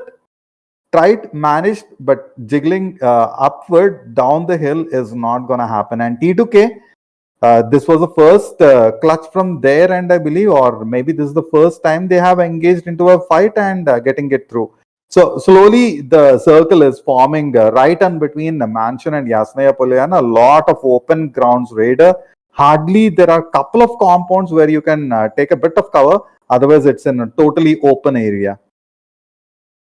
Yeah, definitely, the cover is something which is again going to torment a lot, and I do feel like that if you don't have the cover, you don't have that kind of confidence, and obviously that innate confidence is not going to come in. Same exactly for STALWART Esports. Look at them, a very exciting and a very aggressive team, to be honest. But when they don't have that manpower, when they don't have that kind of cover, they won't be confident to come up in a 2v4 type of fight. Well, we have seen a team doing a 2v4. I'm talking about SKYLIGHTZ, guys, but eventually things will change rapidly. Things might actually backstab, things might actually just be unfavorable for them. For Michael Vibes on the other corner, after having 8 amazing eliminations, they are still fighting back, they are still doing the job. Oh, another clash is going to come in. Will it be effective? The DB shot goes in, but connection was not enough. Doc has to completely fall back from the scenario. If he stays here, he is going to get completely picked off. And there is another set of fight coming in. It's Precious who has been picked off. That means Deadeye, guys, is going to have a very good tough time for now. Aquine is also going to push forward. Oh, it is going to be one more takedown. That will be A1NB Esports' players are getting picked off. That really means the suppression fire is just going to be so amazing. Baron,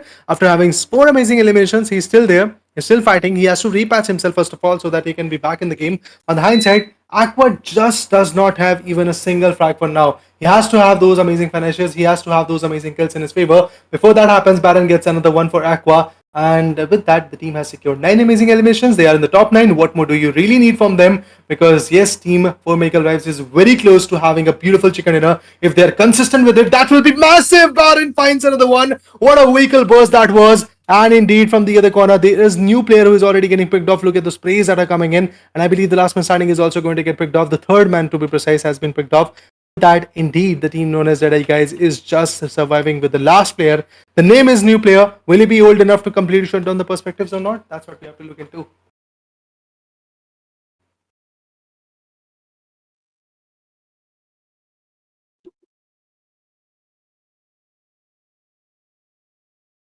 Santa, your Discord mic is mute, I believe. Have to see how these teams are going to clutch up, and definitely the player is named as a new player, but at the same point of time he has performed amazingly. And like a duffer, I muted my mic and I was talking ahead, man. This happens with us casters, but I totally forgot. So T2K in between, they have a bit of advantage position, but at the same point of time they have to flank further for Miracle in their line of sight. If at all this fight continues for another couple of minutes, they will lose their advantage position. But then moving further, they want to get the clutch done. Not at all a good decision. Suyog shouldn't have engaged in the fight, particularly when you're not inside the play circle. So T2K trying to clutch their way through. Yeah, not just that, T2K is here to, I guess, give that performance that we were really expecting from the previous match of Erangel. If you guys remember, for Michael Vibes, again, giving up a very tough competition, to be honest. But Suyog has been taken down. XMPL has already been slayed. Now, the only guy which is still surviving, I'm unable to recall his name, but then T2K is one last man standing. The last gun that is there in this particular perspective can be very effective. But in order to be effective, they have to, I guess, be pinpoint precise. On the hindsight, even NB Esports is trying to take down NB Esports. That's kind of funny. Both of the liners are sponsored by the same guy, but still the clash is there, and that's how the esports works.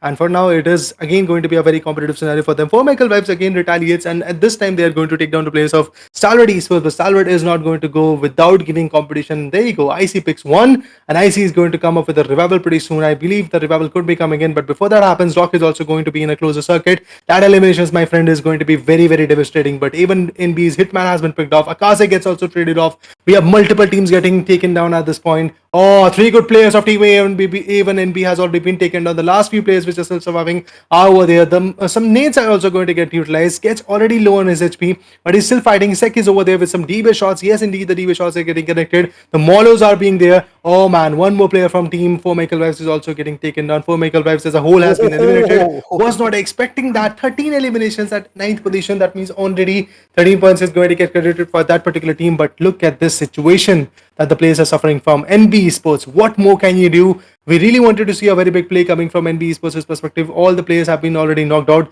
Well, the surviving ones are surviving on the rooftop, and the other ones are still struggling. Sketch, yes, he's trying to pull up the game for sure from the points, and that will drag down Raw Official from 13th to 15th position. And then eventually, if NB Esports decides to go ham and also have, like, let's say 4 more, 5 more, or maybe just, let's say 6, 7 more points in their favor, that will be it. But look at Steely, he's just proning in a compound. That's how skeptical he is, because there are many windows, and one good window can actually shoot him out of the equation.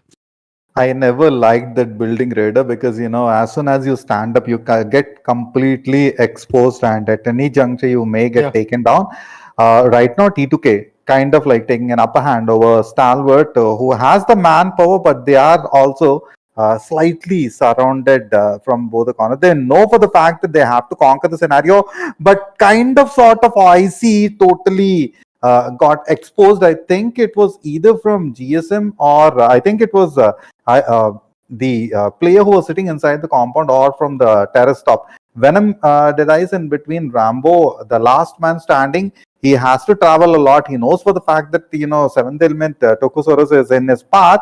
So Steely, will he allow himself to get exposed, or is he going to, still continue proned out, keeps himself concealed till the right moment, and then goes for an attack? Rambo has to clutch forward, has no other opportunity, but as soon as his vehicle is located, immediately getting that damage in place. Doesn't have any other opportunity or option. They have to move in. Where in T2K, while trying to, he wants to get that position advantage as well, knows for the fact that as soon as he moves inside the circle and gets taken out of the play zone, that was quite unexpected.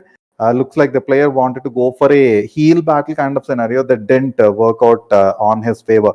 Tokusaurus is quite exposed, and Fistboy will get into that deadly spot. Oh my goodness, that could have been I'm quite certain that Fistboy might have screamed. He wouldn't have expected that Steely was sitting so quiet and silently. And not just Fistboy, but even if it is you or me, we may have been surprised. But the team right now has the info. Let's see how this fight is gonna turn up. I see, with that amazing takedown, he managed to take away a new player. Now, Venom Deadies, while they do not have any position advantage at the same point, it's quite difficult to take out Rambo out of the picture. So the last 4 teams and 6 players remaining, a couple of the teams, while they have the position advantage, have to see how they are going to clutch forward. So at this juncture, while it is difficult to say whether Rambo would leave his position and try to move inside IC, so, Raider, would you like to say anything or predict the win? Oh, NB Esports is going to win. That's what I'm predicting. There you go, man. When Deadies also gets taken down. So let's see, will my prediction be true or not? Because it's a 1v3 type of scenario for all the players. Like, be it Sealy or be it IC, they have to come up with a 1v3. But the fact is, okay, I just saw the play zone, and I'm going to second guess my thoughts, because obviously the other players from MD Esports has to be in the circle, and I believe Sinister is the only one which is still approaching the circle. The other 2 could be taken down so swiftly, but yes, they are making their own way, and IC is the only one which has been spotted. Oh, Sinister, why did you do that? You come up with a dumb jump shot, but still the job was not done. On the hindsight, another knockout will be coming in. What a 1v3 is on the way, guys. Is it going to be a 1v3 coming on the way? I do feel like that it is going to happen, but I'm happy to see one prediction coming true already, and that is a Raw Official going down to at least 16th position, to be honest. Because yeah, the position points has yet not been calculated in the leaderboard, as you can see in the live standings. Live standings are there for the kill points, not for the position points. But pretty soon you will get to see the position points jump as well when the overall standing comes in. That's my bet to all of you guys, all of the viewers, that Raw Official is indeed going to go to the 16th position. A team who secured a chicken dinner at 16th position. Dude, I'm not happy about it. On the hindsight, Steely coming up with a barrage of nades, multiple smokes is there in his hand. He knows he can be very, very good when it comes to a 1v1v1 type of situation coming in, but NB Esports, the way they lost that man advantage, man, that is just some sad stuff. Looking, I mean, while I feel a bit sad for the team, but at the same point of time, the clutch performed by IC was amazing and awesome to watch. Yeah, Now, yeah, right now, mhm. yeah, definitely. I'm agreeing on your points. Yep, and Steely has a huge advantage because he still have couple more crates down the lane, but Bro, then look at that. what? It feels as if Icy is singing that song like cool, cool baby bull. Okay, chalo. It's about Steely who has been creating a red zone. Can Icy continue his clutch? But then Steely inflicting the damage if it comes to a close range combat and a face-to-face attack. Steely most likely have an upper Oh, hand look at him, because he look at still him. has a pretty good level 3 vest which is hardly damaged. On the other corner, Icy his vest is almost shredded. His level 3 helmet is hardly at a 50% health. So if it's a direct one-to-one fight, most likely Steely may have advantage. There we Oh, go. Oh, bro. oh man. Fantastically played, IC. But then, Steely had a bit of advantage and he took away the play. Raider, I know, I can understand your feeling, but at the same time, it's PUBG Mobile. Expect the unexpected, and whichever player has the best gameplay with the best utilities takes away the win. That's see, during this last 1v1 fights, your vest and your helmet becomes very crucial, particularly when both the players are of like an equal kind of skill set or who can perform that clutch momentum. I mean, Raider would definitely have a different thought for the same, I guess so. I don't think so. And I'm totally agree on your points. Like basically, NB Esports had a very beautiful man advantage. But the fact is, Zone was pretty much favoring STALWART Esports and also Steely, which was hiding in the compounds. So the fact is, like the way NB Esports dropped down definitely was, should I say, exaggerating their own position. They were revealing their own location, and that is why IC was able to take down two good players of that particular team. But after that, what happens? The last remaining player tried to come up in a 1v1. He wasn't able to get any kind of advantage out of it. But let's have a look at the match ranking as well. Then we'll come back to the fact of this particular matchup. But the teams, look at them. Even after getting a chicken dinner, Michael Vibes or some of the teams like maybe, oh, where is GSM? Oh, GSM is at the third position. Despite of the fact they had a chicken dinner, only 12 points has been credited in the favor because of lack of the finishes coming up. But STALWART on the other corner goes in at the second position, but still has got the first position when it comes to match ranking with 15 points.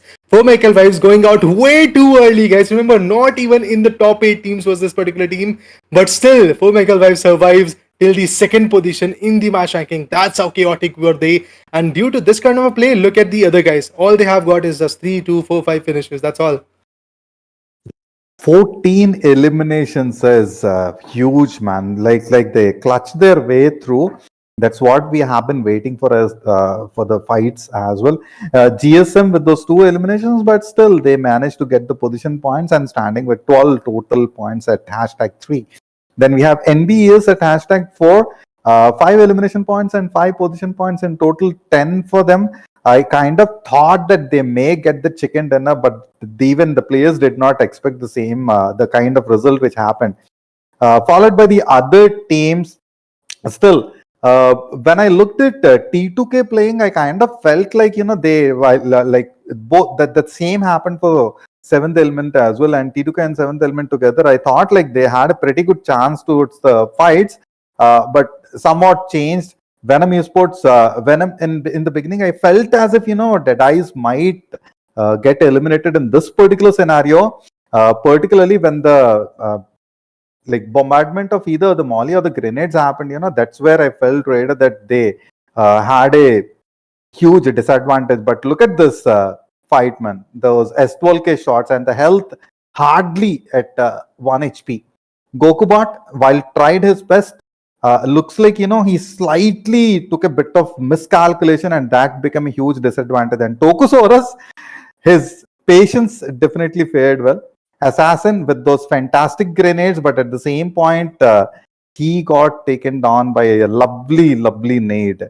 I was under the impression that Sleepy might be able to clutch in, and even this was another clutch, I believe so. No, not this one, but yep, this was a clutch where Yata almost managed to eliminate 4 Miracle. Had 4 Miracle been eliminated by Yata, they wouldn't have had those many elimination points in the later stages of the game, Raider. Yeah, definitely. If Yetauta and players like that would have survived in the game, definitely things would have been a bit more different. But T2K, yeah, they definitely tried their level best to be the fruitful one because, Hmm. as we do know, 24-pointer bomber came in the first match. They had the potential in this particular game, and already they started way too well.